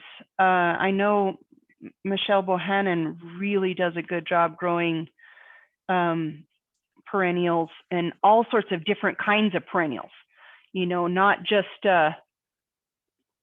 garden variety. She's got some really unique and varied cultivars. I mean, I think she's got like 4 or 5 different kinds of milkweed, so if you're interested in milkweed, she'd be a good person to talk with. But as far as ones that are easy to grow, I've done things like sprinkling the penstemon seed out. I've grown the Missouri primrose. Those I would have to say, are probably pretty easy. The milkweed are easy, but the first year there's these little spindly things and you're like, that's never going to make a milkweed plant. But the next year they come back with a sturdier stalk and it's more like what you recognize. Same thing with echinacea. They stay small for a long time. So you think you're not getting anywhere, but it is, they're in it for the long haul, not just one season. So I guess it depends on the setting or the setup that you have, your patience level. If you want to garden sooner than later, especially the coneflowers, I would say go ahead and purchase those. But any of the ones that you can divide, like the daisies or the coreopsis or any of those, really, I mean, just, make friends with somebody that has some in their garden and say, hi, do you have any plants you need to divide? Iris, daylilies can be divided. I think I do more, rather than starting from seed, I do more dividing of perennials than anything else. Okay, Kim, I've got some questions here for you. Sure. Okay. Where do you find such a great variety of perennials? They sure aren't at the big box stores around here. Yeah, no, never. So I'm one of those people that has a plant habit. Instead of going like to the movie or something like that, I'll go to a greenhouse. So I spend a lot of time in a greenhouse. It turns out that my husband also enjoys this, so we go shopping for plants. And the only limit it seems like we realistically have is how big of a vehicle am I driving. But my brother-in-law owns a nursery up in Lander. If you ever happen to be up in there, he's got a really nice greenhouse. There are people that literally drive down from Billings and up from Rock Springs, and I drive up every year from Cheyenne, so it's worth a trip if you want to take a road trip. Okay. But I shop in Fort Collins. I shop in Denver. So there's also the Laramie County Master Gardener annual plant sale. And the Master Gardeners, the committee is working as already together, and they're already working on the plant sale, but they will find very unusual plants that grow well in Cheyenne. And so they're very picky, they're very careful, they're very choosy about what they get. But the Master Gardener plant sale in May is a really great place to find unusual plants. And then, like Kim was saying, greenhouses, and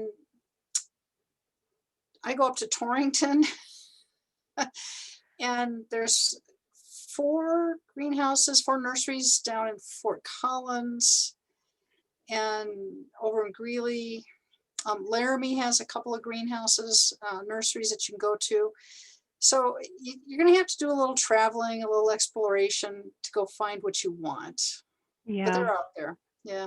There's also every year, well, probably not this year again. They had to cancel it last year, and obviously they're not scheduling one this year yet. But the Rocky Mountain Rock Garden Society has an annual plant sale down at the Denver Botanic Gardens, which is fantastic because as a master gardener, you can get in free. And then you just go down there, you shop for your plants, you put them in a nice little wagon, you walk around the Cheyenne Botanic Gardens, it's 3 weeks ahead of us, so their apple trees will be blooming when you're down there usually. And the hellebores and all of those lovely plants that we sometimes can't get to grow up here. But, you know, take a walk around the gardens, climb in your car, have a nice lunch, go home. It makes a nice day. So that's definitely, you know, just don't feel like you have to get your plants all at once, okay? Definitely kind of adopt the idea that, you know, okay, these are the bones of my garden. These are the main support plants that I want in my garden. And then just, you know, every time you see a plant, collect it. Or 2 or 3 of them. Or 2 or 3. Yeah. Okay.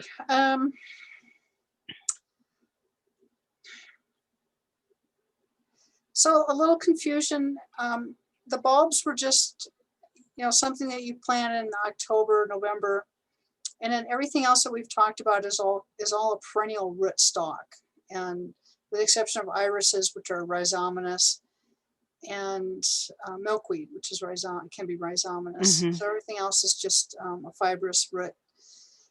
And then, is there a reason you haven't mentioned the large sunflowers? The large sunflowers, Yeah, they're annuals. I didn't put them in. yeah, So yeah, they reseed happily. yes, they are a happily Happily. receding annual. That is correct. I was trying to limit the scope of the presentation. But yeah, that is a good one. On the pile of dirt that I had in my backyard, I had some naturalized sunflowers growing there. My neighbors even said, "Oh, I just love those sunflowers." But we had birds come eat the sunflower seeds. It was great. It was great. Mhm. Yep. But Okay, so the Perennial Seed Company recommended to plant in fall, and they will come up strong in the spring. However, my neighbor, the horticulture expert, says it does not work in Cheyenne due to January thaw. What do you say? I've never seen it. well, the problem with seed is that unless you can get it worked in, we get some pretty thumping winds in the wintertime. And I noticed all the seed that I broadcast, all my blanket flower and coreopsis seeds that I was hoping would make new little plants, can't see a single seed. I think they're in Nebraska. Also, the birds will eat, you know, like the little chickadees will eat, and sparrows will eat seeds. So I don't know how effective broadcasting seed is for perennials. If you're going to grow them from seed, I would grow them from seed, not just broadcast them. That would be my take on it. Yeah, and I've got a pollinator habitat out here on my property, and I had to drill seed them into the ground. Mm-hmm. We did that in the spring. And in trying to overwinter wildflower seeds in the soil is daunting. It is very daunting. Yeah. It's hard to do. And a lot of it has to do with the moisture. Yes. You know, it gets wet, it gets dry, it gets wet. The seed germinates and dies. So, yeah. Or a bird eats it and hauls it away. Yeah, I've like I said, I have successfully broadcast the penstemon seed. The wind does that naturally, and it will reliably produce seeds or new plants the next year. But I've not had luck with any of the others, and I think it's just because they either blow away or get eaten. I don't know about survivability. That I don't have any frame of reference to answer that part of it.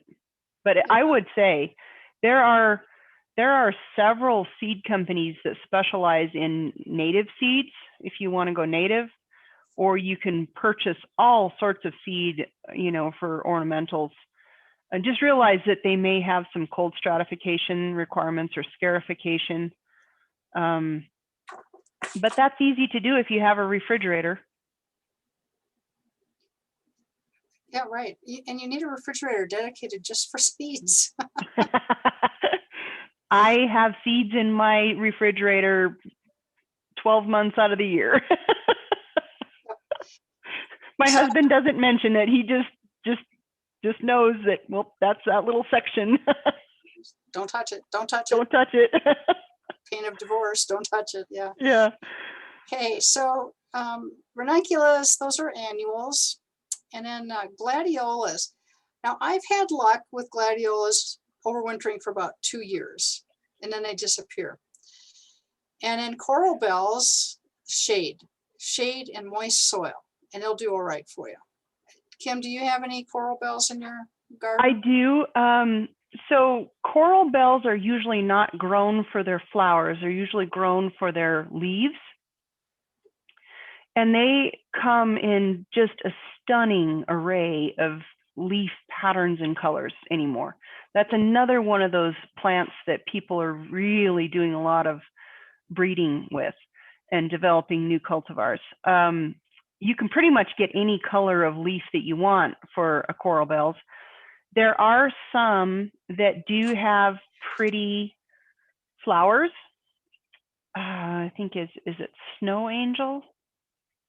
Snow Angel's got amazing leaf color. It's a very Yeah. leaf. But so I mean there are some that have striking flower also, but generally the flowers are very, unassuming. You don't really even notice them sometimes. Okay. So there was that question. I'm sorry, I lost the other one. That's all right. Gladiolas. Yeah, gladiolas. Um, They're so cheap. I don't even bother to dig them up. If I'm lucky, they overwinter and I plant new the next year. Yeah, that they are classified along with like dahlias as a tender perennial that you would normally have to lift if you wanted it to survive. But then trying to keep it moist but not wet, not too cold in your garage or your basement and trying to overwinter the bulb takes a knack too. I'm with you, Catherine. I would either not plant it because it's too time intensive, or I would just say, okay, it's an annual. That's what I would do. Yep, it's an annual. I love dahlias, but I just buy a new one every year. And I've tried digging them up and overwintering them. And inevitably, I forget where I parked it. And then I find it a couple years later and it's dried out. Or molded. If you get them too wet, they'll mold, or if they're too cold, they'll freeze, or if they're too warm, they'll sprout. I mean, it takes a knack. I don't have facility to do those kind of bulbs, but no. Take a refrigerator to do that. Was there another question, Catherine? I can't. Oh, there's a bunch of questions. So lavender plant, lavender in Cheyenne. So I'm going to talk about that briefly. Sure. So lavender, what you want to look for with your lavender plants is Lavandula augustifolia. And that is your Heidecott, it's your English lavenders, Munstead. And then there's another one that's a latifolia that is called Phenomenal. And Phenomenal is actually rated for zone 4. Otherwise, they're all rated for zone 5. So you have to have that perfect spot that's sunny, warm, dry. Let me emphasize dry. And if they overwinter them, you'll kill. If you overwater them, you'll kill them. And they don't like the wind blowing on them. But we do have several master gardeners who are either in the lavender business or happily growing a lot of lavender. So but you got to have a protected spot for it and don't overwater it. I have a bunch in my high tunnel and it's happy in there. And that's about the only place I've ever gotten it. 4 o'clocks are an annual, and 4 o'clocks will attract the sphinx moth, which lays the egg that morphs into the tomato hornworm. That's a big worm. That'll eat your tomatoes. Or your ash trees. Oh, they'll eat ash trees too. Oh, the leaves of them. But I wanted to say about the lavender. I think it has a lot to do with whether you have the more sandy soil texture or the more clayey soil texture. I struggle at my house to grow lavender. I'm on a sandy loam and it hates my sandy loam. And I have tried growing it in gravel, and it really comes down to parking it in the high tunnel and protecting it. Hmm. And then there's a couple other people that are growing Folgate, and they're really happy with Folgate, and it's doing well for them. But you have to specialty order that. You're not going to find that in the big box stores. I've got some Hidcoat Blue, I think is the variety that I've got, that seems to do okay and even will germinate from seed. So I've tried to transplant those out, but that's a taproot. You have to get them when they're really young. Otherwise, they never recover from the transplant. Yep. Okay. Since this class, I have seeds in my refrigerator. Right on, my kind of people. Yep. Let's see. It says I started large sunflower seeds successfully last year with warm, moist in the kitchen cabinet. Got 7 out of 8 transplanted to a sunny window in the garage, and transplanted in garden. Had them to full size in summer. Seeds were saved for 2 years in a cool, dark closet. It's what it takes. Consistent temperature. Put it in the garage or the garden shed. And consistent humidity also, usually.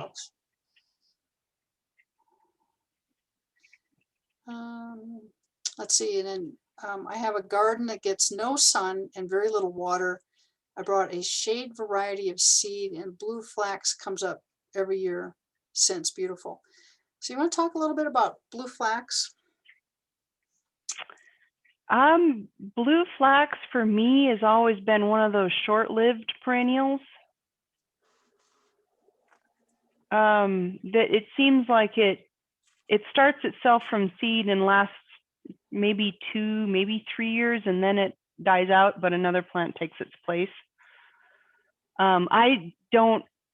It's not one of the ones that I can perpetuate in my rock garden because I don't have enough bare soil for it, I think, for the seeds to germinate. Okay. Do you dig your tulips up every year? No. Nope. Some of the lily types you're supposed to, they would be classified as a tender perennial that would need to be dug, like dahlias or gladiolus. Maybe some of the big oriental lilies, I don't know, but I generally avoid that type of plant because it's a lot of work. Okay, I planted sunflower seeds and it was eaten by something as soon as it came up. Does that sound like the corn seed maggot? I don't have a clue. And honestly, I think sunflower seeds when they come up are pretty tasty. So I think I might even eat one. It could have been a grasshopper. It could have been a slug. It could have been squirrel. Depends. Squirrel. Yeah. Who knows? It might not have even been an insect. Speaking of insect, I was going to see if I could find a picture of this bug that ate all of my penstemons while you're asking questions. Let's see. Can you guys still see that? Yep.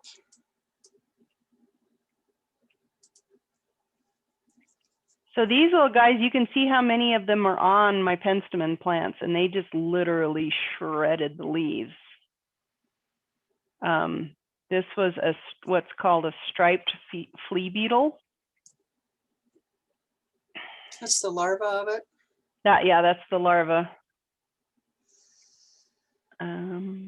So what did you try to mitigate them? I've had people, master gardeners in the past, talk about taking a shop vac and just trying to suck them off. I tried the shop vac.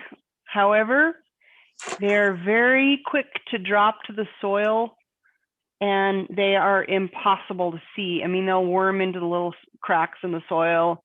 Even the adults, if they're in the leaf litter, you cannot see them. They're so well camouflaged. I tried nematodes. I tried like basically I tried almost all the organic options I could think of. We tried Thuricide. We didn't think that would work, but we thought maybe because they're eating it off the leaves, they're beetles, not caterpillars, and it did not work. Try to find a picture of the adults here for you guys. I didn't quite have enough time to drop it into the presentation. Where, oh, where are you, bad bugs? Let me see, what else do we try? We tried like a dissectant, like there, we had a surfactant basically. Tried to just dry them out. When we figured it might work on the larva, but it didn't. Nothing worked. So this year, like I said, what I did is I gave away all the soil in my backyard to somebody else. And this year, if they come back, I'm going to use like whatever pesticide it takes, or sit there and pick them off. Literally, I had more success picking them off of the plants than anything else. I just need to find this picture of this adult form for you guys. Chickens are the answer. Yeah, chickens would eat everything else in my yard too. All my other garden plants, have to fence them out of that. Ah.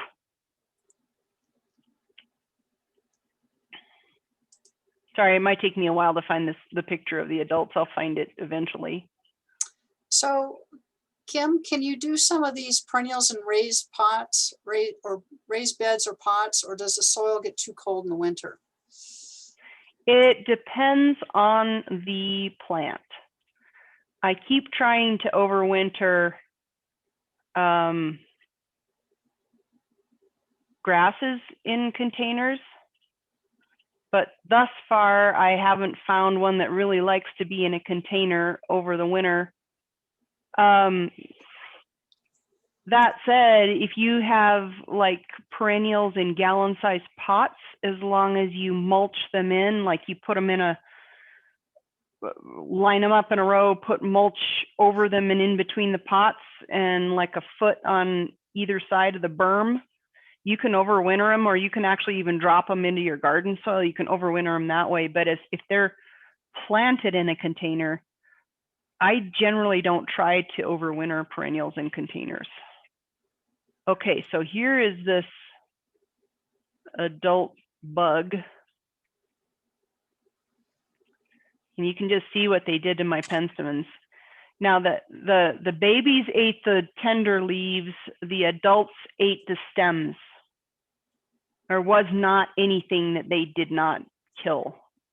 And you can see there's 1, 2, 3, 4, 5, just in this tiny little picture right here. There would be dozens on each plant, dozens of adults. There was at least 4 or 5 generations in one growing season. They were prolific. I finally just said, well, okay, plants are going away anyway. I'm not going to worry about it anymore, because there was literally no organic method that I could find other than picking them off that worked. So it was very, very sad to see all my penstemons go. But I'm optimistic that maybe not everybody has as many penstemons in their yard as I did, and that's probably why they found me. But hopefully, by disturbing, I hope I really didn't give anybody that bug. By disturbing the larva in the soil, hopefully that killed them. But like I said, if I see any of these hatch this coming spring, I will be very aggressive in killing them. Kid gloves are coming off. So you had a picture in here of a cactus flower. Yeah, A like cactus flower? Yeah. You sent me an opuntia.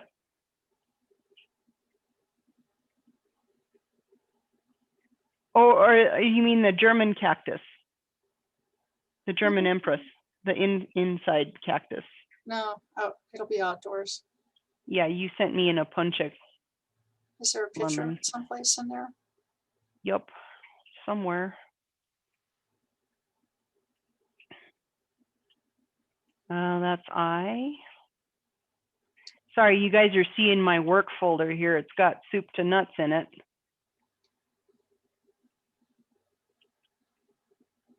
Where is that? It was an opuntia, I think, wasn't it? I There it think is. so. There it is. Oh, there it is. Yep. Now these little guys are definitely native.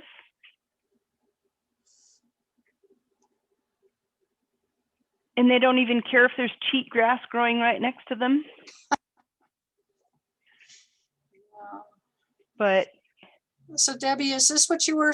Is this what you were seeing? Is this what you're talking about, or was it the Missouri evening primrose?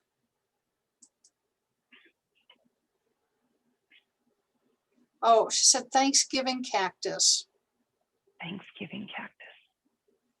or the Christmas cactus, the indoor house plants. Okay. Yeah, I do have pictures of those, not in this folder that I can easily share with you, however. So Christmas cactus or Thanksgiving, well, Thanksgiving, there's two different ones we're talking about here. So Christmas cactus is more difficult to grow and to get to bloom, but the Thanksgiving cactus, which are everywhere, are a lot of fun, come in a bazillion colors, and Kim grew a lot of them till she got hooked on orchids. No, it had nothing to do with the orchids. I got a cat that liked to eat them. I had 7 massive, I mean, maybe I can share my, stop sharing. When I stop sharing my screen, you can see it. It's over my left shoulder, but I used to have 7 the size of that, and it ate all but one, which was protected because it was up on a stand. I almost ate the cat. Yeah. But so here's another thing we should talk about if we've got another couple minutes. Yep, we have plenty of time. Is I was going to work this into the presentation, but you know, we were talking about the hail, and definitely I choose my annual plant varieties based on how well they handle hail. Because I get hail, okay? It's the odd year when we don't get a hailstorm. And so I've discovered that when I plant petunias, I don't plant the regular upright.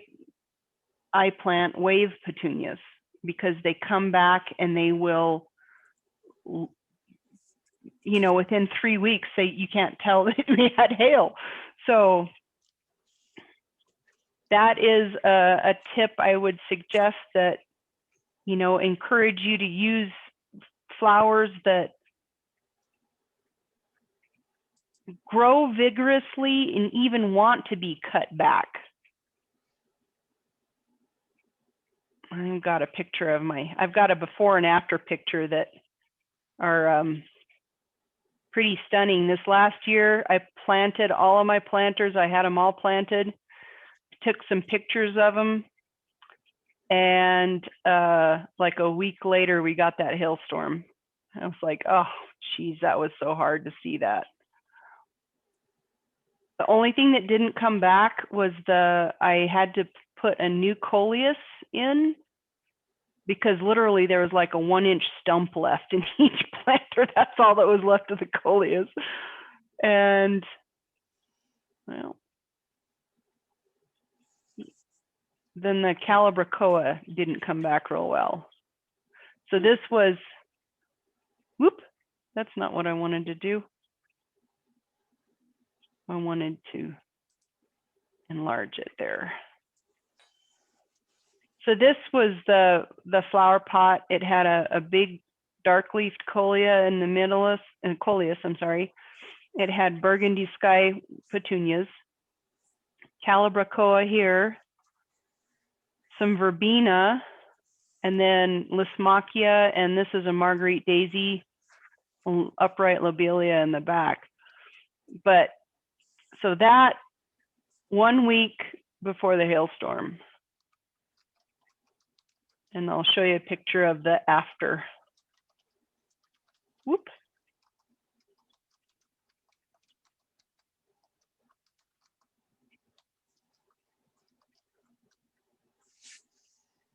There you go.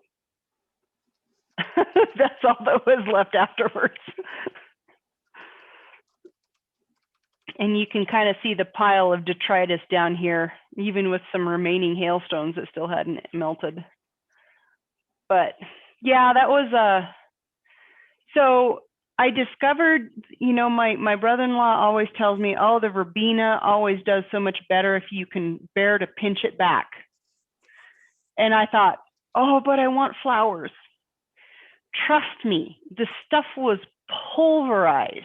I mean, there were twigs left. But the rest of the season, that verbena, I had a pot full of luscious verbena growth.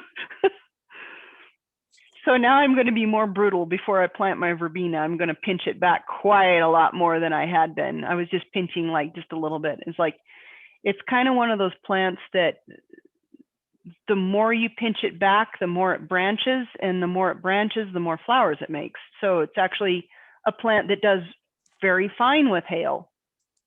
Some of the wave petunias did okay. The Marguerite daisies came back. It took them about a month to come back to start flowering. The calabrachoa are more brittle than the petunias, and it seemed like I had to transplant new ones in on that. But the Lismachia came back. The coleus, I don't know if you can see that or not. That's just this middle stem here. You see this stem right there in the middle? That's the coleus. That's all that was left of it. And some of the coleus came back. They sprouted new leaves out, but it would have taken them till September to look good. So I just pulled them out and put a new plant in. So that's definitely something, if you do flower pots, think about, you know, the big leaved things. Like big leaved hostas have trouble with hail because one hailstorm and your plant's shredded for the rest of the year. So just think about the size of the leaf. Upright things don't hardly have any trouble at all. Hail doesn't hardly touched my penstemons in the backyard. It doesn't bother ornamental grasses that are basically vertical. Anything that's flexible enough usually does okay. So if you have a lot of hail at your house, that's you know, we can definitely confer on different varieties that work. Any other questions in the interim?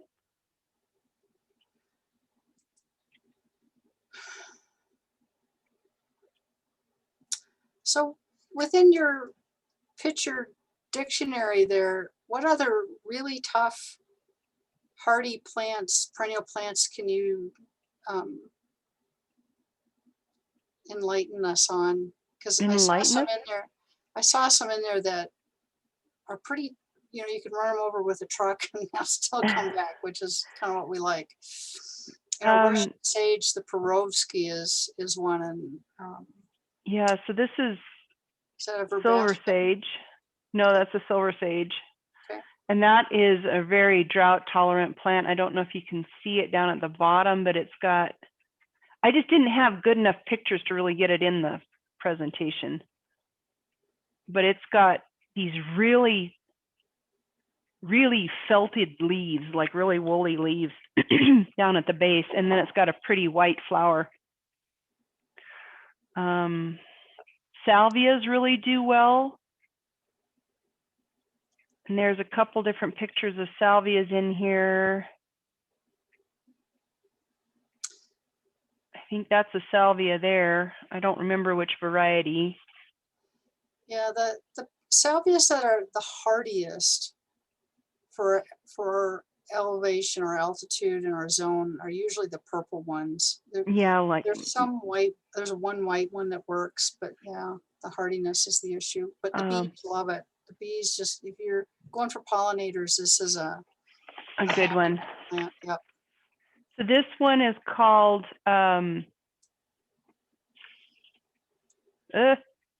Purple Rain, evidently. Let me see if I can zoom in on it a little bit. So Kim, what about peonies? Peonies do pretty well. They need full sun and they like moderate water. I have a neighbor about 2 blocks away that actually builds a protected corral for them. But I think it actually doesn't help the peony at all because it shades the peony while it's growing. And then it grows these tall spindly stalks because it's protected from the wind. And then the wind hits the blossom when it goes over the edge of the enclosure. So I don't know if I'd recommend that. Peonies are actually pretty tough. Just the regular bush variety. I've never grown the tree peonies or the Ito, but I've heard those are actually pretty hardy here. They're just really, really expensive. But yeah, there's all sorts of peonies that you can, and just beautiful colors of peonies, and you know, single or double. Usually the single ones are the ones that attract the bees. Bumblebees especially love that. And I could imagine. yeah, and so they're a good one. And then how about clematis? Clematis does really well. They like to have full sun, and clematis are one of those plants that they do not like to have hot roots. So they just recommend head in the sun, feet in the shade. And so you can shade their roots with a rock or ground cover or other perennials. It doesn't really matter, just as long as you've got, you know, here's a picture of a clematis. It was Ramona, she said. Looks like something's been nibbling on it. But this is a pale lilac color. Almost everybody knows what the Jackman clematis looks like. That's that dark purple one that goes in June. And that is very reliable, very hardy. They die back to the ground each year, and then they start growing very early in the spring. So if you got a Jackman, you need to cut the stems back to about, well, they say like 3 nodes. So you want to do that really almost about this time of year, because otherwise they're going to start growing on you and you won't be able to prune it well. But so you don't have to prune your clematis, but the flowering is generally improved. So like a Jackman clematis only blooms on new wood. So if you don't prune it, then pretty soon all your flowers are like 10 foot off the ground, not where you can see them. So, but yeah, my vine, I have a Jackman clematis. It's actually planted on the north side of my fence, and it still gets about 10 foot tall each year. So even though it's not in full sun, I mean, by the time it grows up, it can get to the sun, but it's an 8-foot fence that shades it, but it still gets 10 foot tall. The neighbors love it because all the flowers end up on their side. Okay, here's Kim, here's some wishful thinking. Okay. This is right up there with blueberries. Oh, okay. Rhododendrons or azaleas. Oh, Now, boy. I have seen one azalea in Cheyenne, and it was Northern Lights, and was on an extremely protected northeast side of a house. But otherwise, the soil isn't right.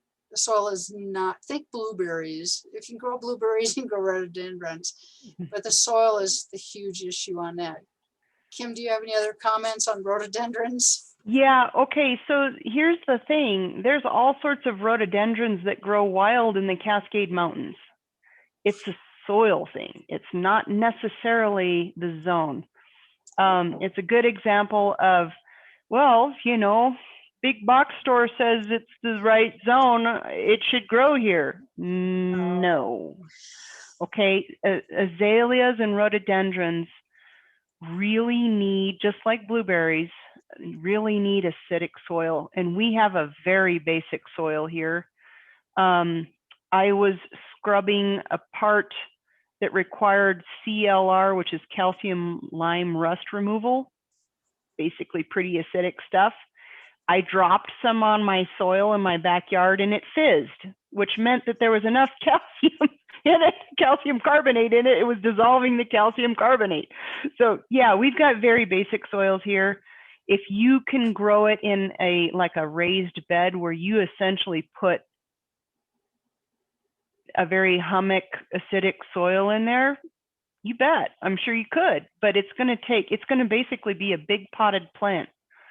And I think honestly, the wind, since they are an evergreen plant or a semi-evergreen plant, I just think that they really get beat up by our low humidity and our constant wind and stuff in the wintertime.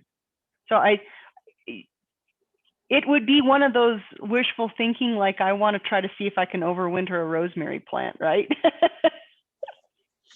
Although, you know, Kim, I've learned to never say never to a master gardener. Nope. And because about the time I say, "Oh, you can't do that," I get corrected. So I learned to say never. And that's why I was in a master gardener's backyard when I found that Northern Lights azalea. And yeah, that's going to be the only one. They don't get very big, maybe 2 feet. They need lots of protection from the wind. yeah. You get a bag of peat moss and you remove the soil and you put the peat moss in the hole and or let it dry out. And that's how you're going to keep it happy. So Kim, there's some perennials that kind of walk that fine line of between looking like a shrub and a perennial. And so Caryopetris, blue mist spirea, not a true spirea, Yeah. but what can you tell us about that? It seeds like crazy. That's about all I know about it. I tried to grow one from seed and put it in my garden, but it didn't survive the winter. It started it too late in the year. I think I had a picture of one here. Yep, you do. And one of the ones that you sent me, I think. Go down. Yeah, okay. So it's got these really pretty cool leaves and really pretty flowers. And I'm sure the bees just love them. Yep, the bees and the butterflies. So if you're looking for pollinator plants for your garden, this is another good one. It's hardy to 8,500 feet. That's good. Takes full sun, part shade, likes it a little bit more. Well, for watering, it's kind of adaptable. Where I've got that parked, it's a kind of a dry location and I have to hand water it, but it's doing well. It's now going into its 3rd year. So so far it's survived several insults by sheep. And you have cat problems, I have sheep problems. So I've seen them just grow out on the curbside, not self-seeding itself, but just along curbs in like a flower setting in over by the base. And so I know they'll do well. They'll handle the wind. They come back from old wood. Prune them about this time of the year if you have to. But again, it's Caryopetris. Again, I'll put it in the chat box. And it does very well here. Yeah, and I really like the color of that flower too, so it's hard to beat. And another one that's kind of sub-shrub is it might be a full-on shrub, but it's the Russian sage. Yeah, you want to talk a little bit about that, because that's kind of, people mistake that for lavender. Oh, it is not lavender. It is definitely, it is one of those plants that most people overwater it. So if you ever see a Russian sage that is just sprawling on the ground, that's because it's been overwatered. It does very well in xeric or low water beds where you don't have to water it. It starts producing flowers, what, midsummer-ish? Yep. And they're kind of a light purple lavender color. And the bees will just swarm the plants. It's one of those plants that really is good for bees. But it is rhizomatous and it will spread. And it will, I don't know about seed, but it'll definitely spread by root. And if you want to ever get rid of it, my dad's been trying to dig some out of his yard for years. Keeps coming back. It's very tough.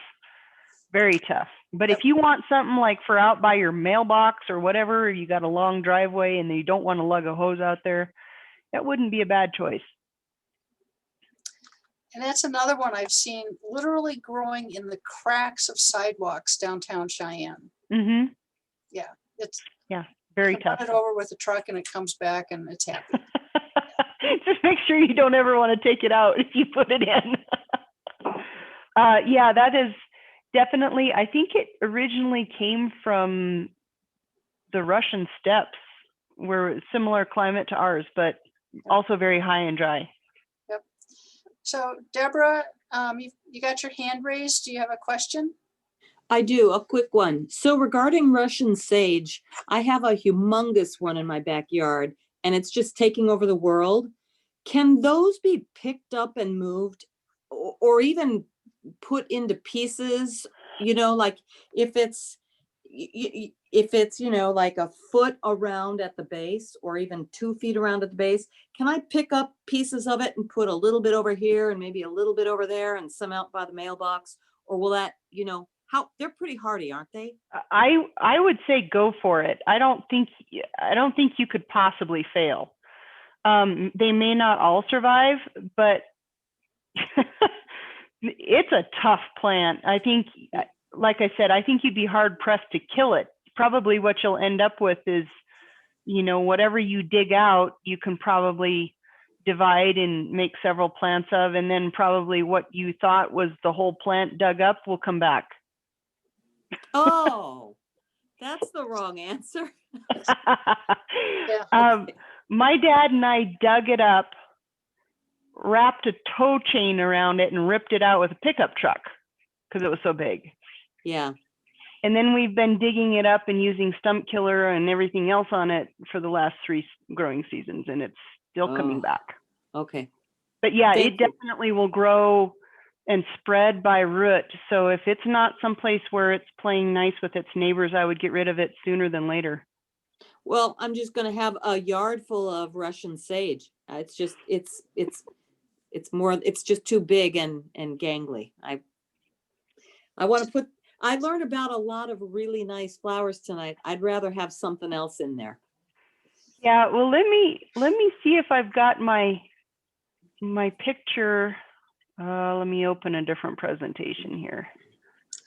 So Deborah, just cut it back to the ground and just keep it pruned.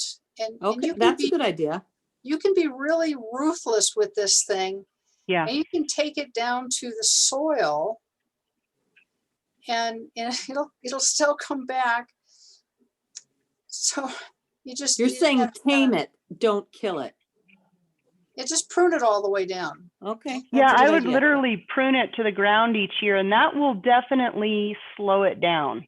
Okay. So if you don't want it to grow, if it has to grow back each year, it's going to spend most of its energy on that.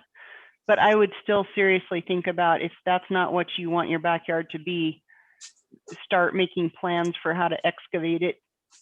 So if you can see my screen, this is another one of those plants that before you plant it, have a plan on how you're going to contain it. There is nothing, if you like roses, there's nothing more beautiful than a Harrison's yellow rose. They also call it the rose of Texas or the Oregon Trail rose. And literally, this is a very, very tough plant. Sometimes they can tell where the homesteads on the prairie were because this rose is still growing there. Okay, you can't even tell the house was there. Maybe the chimney is all that's left, but there's a Harrison's yellow rose growing there. So it doesn't need people at all. It's gorgeous for about 2 years every June, or I mean, two weeks every June. But you know, it's what we did is we bought a stock tank and cut the bottom out of it and planted it in the stock tank because it wants to make a thicket. And if you can see those thorns, Oh, oh yeah, there is no climbing around in that thing. So yeah, but that's another good plant to make sure that if you would like to have it, give some thought to how you're going to contain it. Same thing with raspberries, any mint plants, you know, anything that's going to spread by rhizomes and or seed is a good thing to think about. How am I going to contain it before I plant it?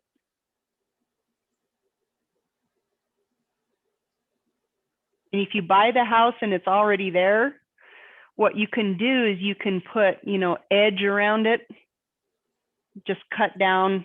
I would recommend a deep edging like that too, that one. But sure is pretty.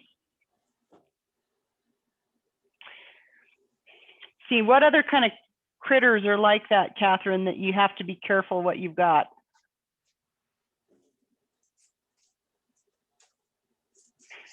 Anything that spreads by rhizomes, folks, be real aware when you plant it. You need to know how fast it spreads and how aggressive it is. So there were a lot of the plants that I went over in this presentation that were rhizomatous. And that's not a bad thing. Just recognize that you need to understand how quickly it might spread. How about yucca? Yucca has a taproot. You know, if you think Russian sage is bad, yucca's got a taproot that's at least 6 feet deep. And once it gets going, you don't stop it.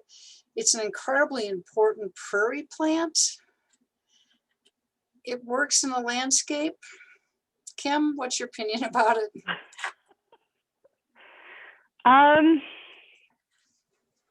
If you have the type of garden where you don't need to go into your garden to maintain it, yucca's fine. But yucca is pretty pokey. If you're bending over, pulling out a dandelion and you run your hind end into it, it's pretty pokey. That would be my take on yucca. It's not one that, you know, if you have small children or you have a lot of maintenance that you need to do, like weeding, say you don't mulch your garden and you have to go in and weed it occasionally, that can be a maintenance hangnail. It's just a plant that's difficult to work around. Absolutely, it's a desert plant. It's well adapted to here. It's going to go to China with its root, basically, because it is adapted to storing all the water it needs in that root. You know, when it's got moisture out there, it'll store everything it needs for when it doesn't have moisture. But yeah, I don't know. I think yucca might be one of those plants where once it flowers, that branch dies or that plant dies, but a new pup will come up from the root. I don't know. Do you know, Catherine? Yeah, usually once it blooms, that stalk dies back, but the plant keeps living on. Right. I've watched my neighbors fight it. They've tried to burn it out. People tried to chain it out, try to poison it out. And it's like, it's tenacious. So just keep that in mind, that once you plant it, if you dig it up and move it, another plant will come back in the same location. So make sure you put it in the right spot the first time. And then ice plant, Delosperma.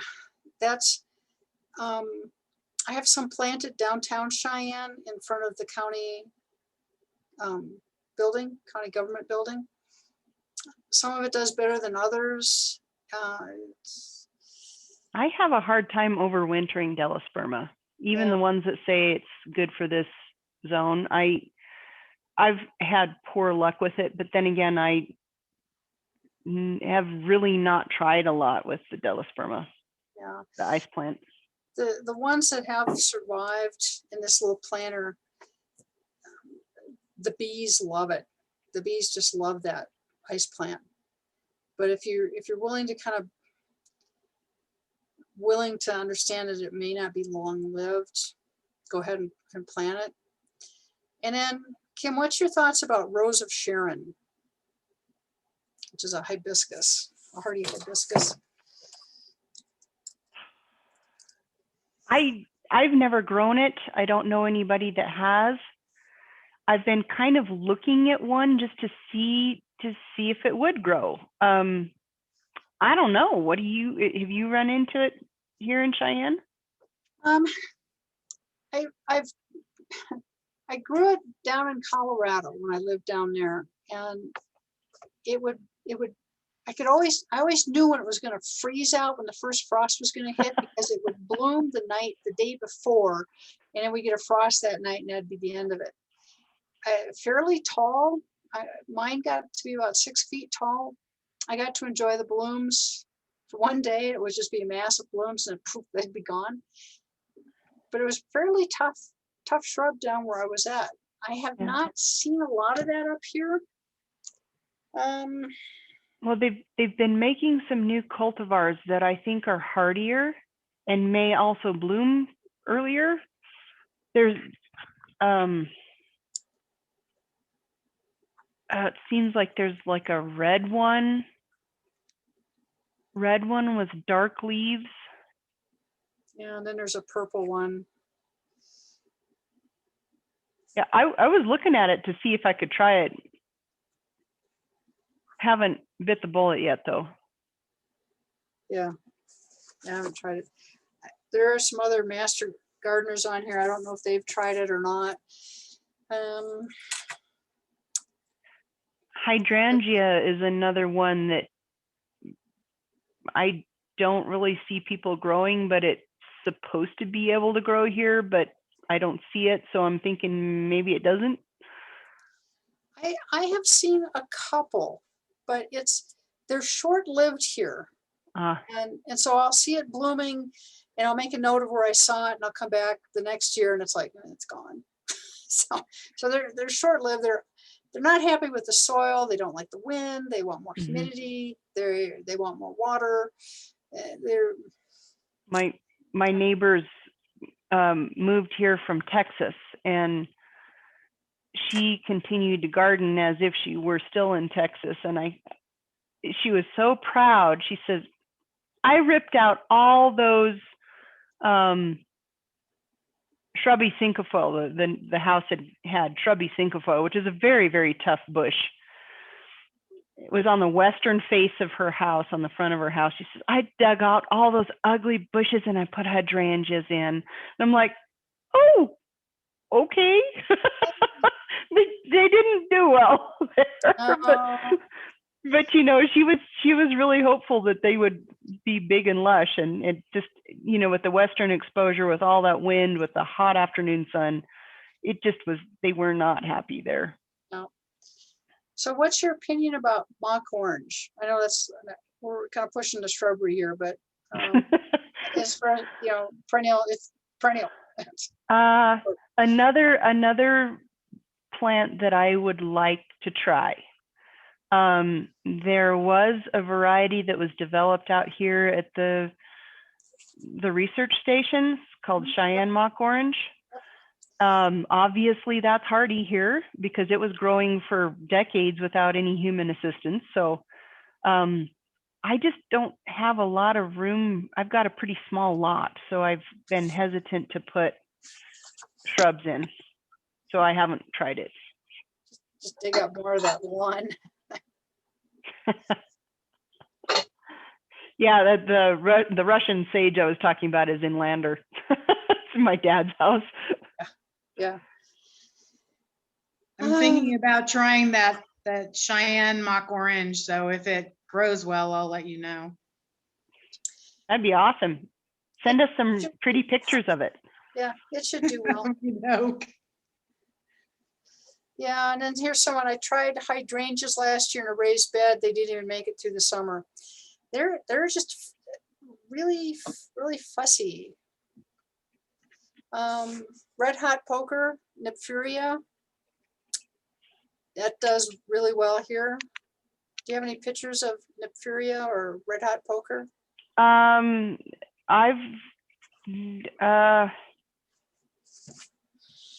I do from our plant sales slides, but it's another file I'd have to open up.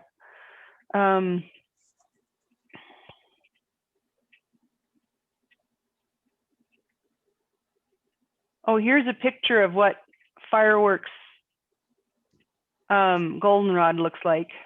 If you can see that, it's kind of it's a really graceful looking plant, I think. Nephophia.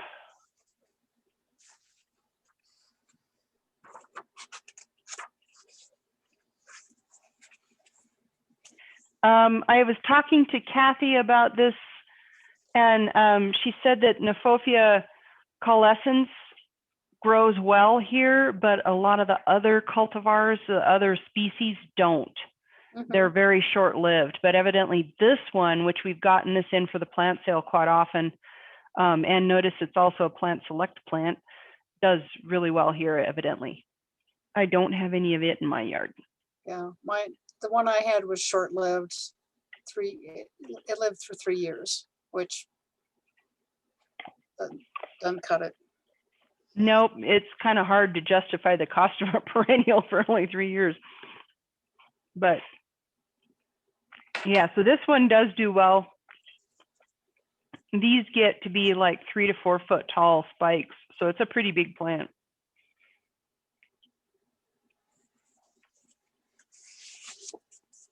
I thought hydrangeas need acidic soil. That's kind of debatable. You can manipulate the color of the bloom by the pH of the soil, but they do prefer it right at neutral to a little bit more acidic. So, but they're just never going to be happy here. Yeah, there's also a bunch of different kinds. You know, there's the nice little 2 foot tall ones that people plant, and then there's the kind that make the hedge that are, you know, 5, 6 foot tall hedge forming ones. I don't know if that would make a difference if you had one of the more robust plants or not. And I think a substitute for that, if you were looking for that white flowering massive hedge, would be a Van Hoot spirea. That would fit the bill for that. And Kim, do you want to talk a little bit about agastaches?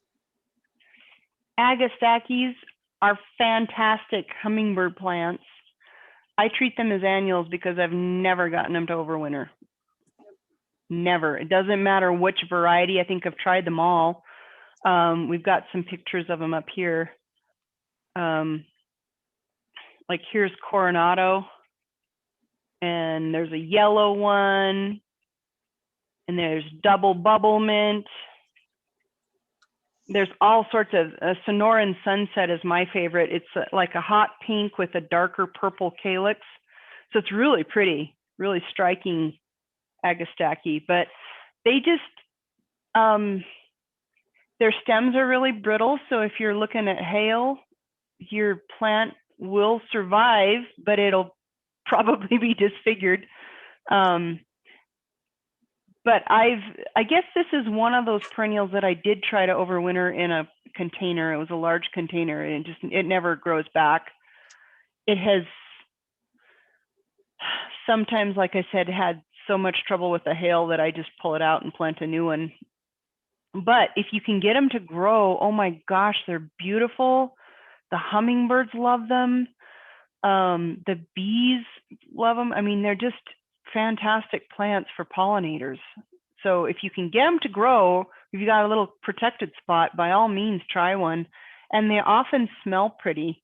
Their leaves, they're in the mint family. So if you brush the leaves, their leaves smell like various different things. Like some of them smell like bubble gum. Some of them smell like licorice. It depends on the cultivar, what the leaves smell like, but they're very fragrant plants. So they're visually pretty. Pollinators love them, and they smell good. Yep. I've never gotten one to come back. I've tried them in my high tunnel. I've tried them, and it's just unhappy. Yeah. Nice annual. I just treat them like annuals. Yep, nice annual. What about trumpet vine? My transplants from Kansas are struggling. Okay, this is another one of those things that if you plant it, make sure you really want it there. Most of the things I hear about trumpet vine are like, how can I get rid of this thing? Not, I want it to grow. That being said, I don't know anybody in Cheyenne that's grown trumpet vine. But if she's grown trumpet vine in some place where they're happier, chances are she already knows what the plant's like and that you have to really provide it good support. It's a heavy vine. But I honestly don't know growing tips for that one, other than, you know, they're difficult to get rid of if you ever need to. So make sure it's in the right spot. Yeah. So we're a little outside their zone. I've known some master gardeners to try to grow trumpet vine, and it takes a really protected spot for them. So what it was used to in Kansas, it's now in a whole different world, and it's probably very unhappy, and that's why it's struggling. And so you're dealing with not only transplant shock, but probably a whole different soil environment, and that's probably making it unhappy too. They're really only good to about 5,500 feet in elevation, so they're a zone 5. But I think the northernmost part of zone 5 is going to be like Fort Collins type zone 5. So protected spot, mulch it really well. And I'd actually keep it a little bit more wet, keep it a little bit, you know, I mean, not soggy, but water it more frequently, just because, you know, we have no humidity. We export our humidity to Kansas. And so it's going to have trouble. I did see a very healthy one growing in Casper long ago. Yeah. And then here D says we grew it in Douglas and Buffalo.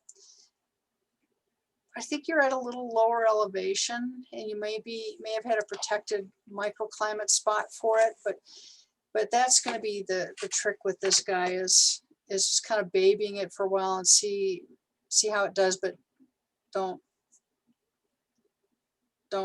get upset if it dies. Sorry. Yeah, that one in Casper, and I think Casper's more like 5,200 feet, so they might be more, you know, like the elevation of Fort Collins. So, but it was knocking on the second story windows of the house it was planted next to, so it was a pretty healthy specimen. Yeah. So honeysuckle, are you talking about the vine or the shrub? To Tammy. Because there is a honeysuckle vine. Yeah. Kim, you know anything about honeysuckle vines? I am trying to grow honeysuckle vines. I planted the gold flame because it said it would take part shade, but my side yard is too shady for it. So it's barely making headway with the hail. Wow. It barely replaces itself after the hail. But it is still growing. I mean, it hasn't died or anything. It's just, and it flowers. It's just not as big and gorgeous as it should be. I just planted one this fall on the south side of my house that should be protected from the hail. And I've got an arbor being built for it to go over my trash cans, so I can't kind of hide my trash cans. So I hope that it survives. If it doesn't survive, I will try again, because I planted it so late in the year, it may just be late transplant. But yeah, I think it should do better there. It's going to be warmer there. It won't be hit by most of the hail. And I think it should be able to make some more headway. But the big thing in my yard was it was not getting enough sun. Okay. They should do very well for you actually here. Okay, great. Thank you. And there's a bunch of different varieties of honeysuckle anymore. I can't remember all the variety names, but there's a bunch of different ones, some that get bigger than others, some that have different color flowers. And there's some that are even drought tolerant of all things. They've got a variety of honeysuckle that grows in Arizona of all places. So, I mean, Oh. it's just, it's a very, I think if you can get one established, it'll be a very hardy plant for you.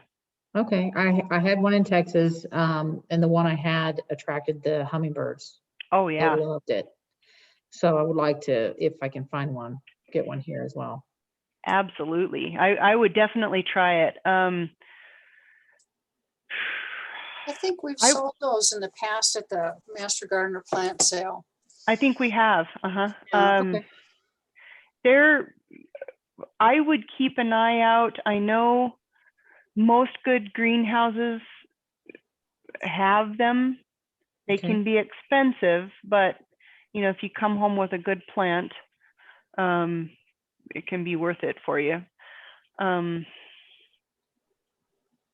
But yeah, I think normally you can expect to pay at least $30 for one, I think, in retail, if not more, depending on if it's a, depending on how large of a plant it is.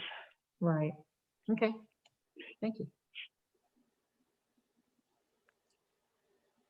Good questions, you guys. This is awesome. This is almost more fun than doing the presentation. I would agree. So any more thoughts, comments, questions? A lot of different stuff that will actually grow here and do well. If you go through the big box stores, you really need to read those tags well. And hopefully they put the genus species name on there so you can grab a hold of your smartphone and look up that plant right then and there and find out, it's like last year they were trying to sell Atlantic cedars in Cheyenne. Maybe in Myrtle Beach, but not here. My neighbors that were from Texas planted a sycamore tree. Oh my gosh. It was zone 5. Yes, it was zone 5, but I don't think it's alive anymore. Yeah, for a sycamore tree, zone 5 ends in Longmont, Colorado. Yeah. And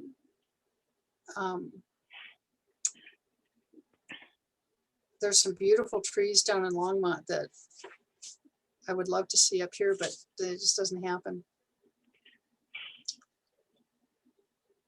Yeah, and they also planted they did a lot of their shopping at a big box store, and they shopped the sales, which was good, but they came home with some stuff that probably wouldn't grow long term.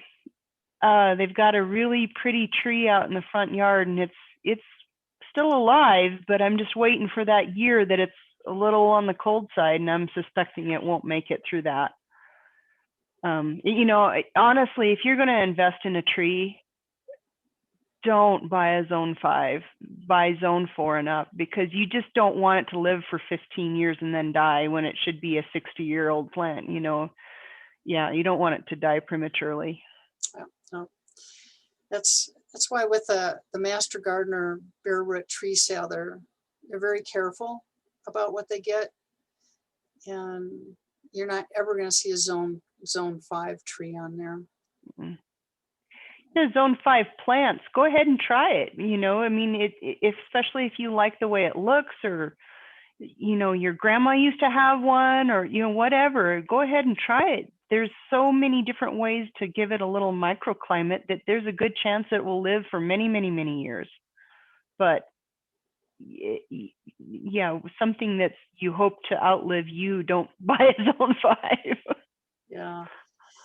Yeah. So again, the big box stores, you got to be very careful. Corporate doesn't necessarily understand the growing areas, and in their mind, a zone 5 is a one size fits all, and it's not the case. Mm-hmm. So yeah, I love Agastaches. Beautiful, beautiful plant. It does well south of Fort Collins, and Yeah. it's just that ridge going up. We changed so much going up. Well, we're 1,000 feet higher than Fort Collins. A lot of people forget that. 1,000 feet That makes higher. a big difference. Yeah. We get less rain. Yeah. The other thing you have to remember about purchasing plants from a big box store or a grocery store is they are treated with a growth suppressant hormone to keep them looking perfect and flowering for the very longest period of time. So if you buy that pretty little plant and take it home and put it in your garden, it's going to stay that size. I think it takes it like 8 weeks for the hormone to wear off, and then it will grow.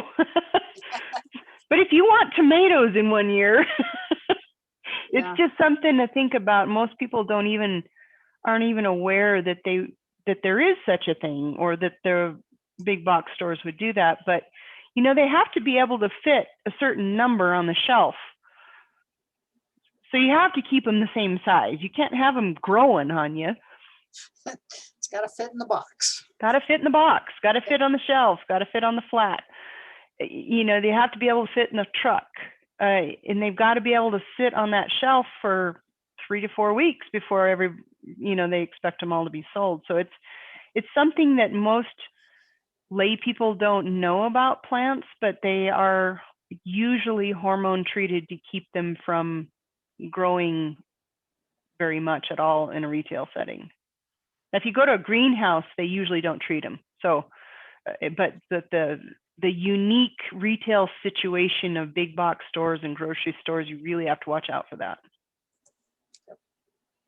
Okay. Well, it's coming up on 9 o'clock.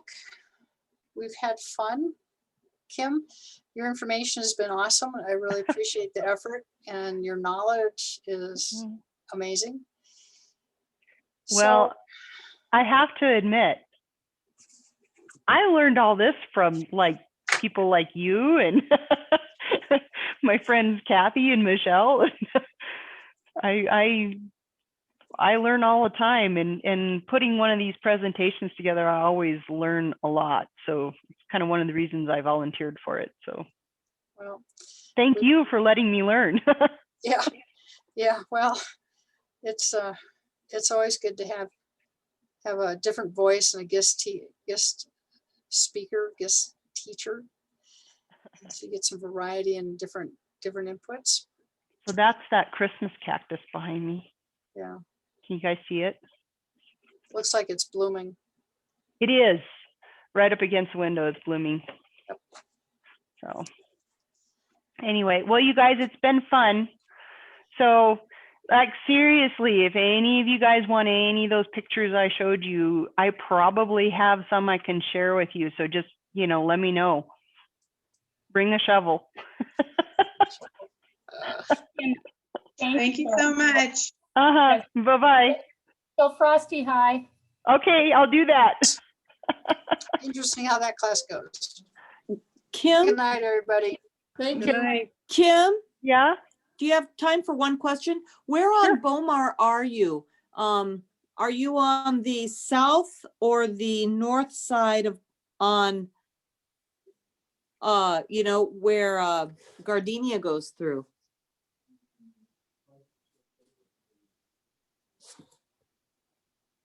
Oh, I think you're gone. Deborah, she's on the south side of Gardenia.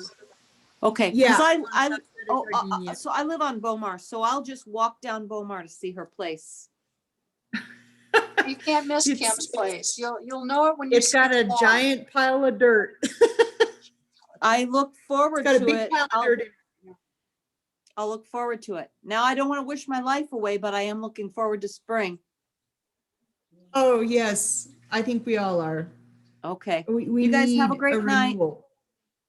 I'm in Okay, Kentucky you too. visiting my folks, so it's an hour later here. So Okay.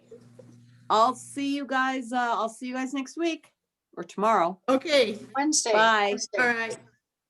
Bye-bye.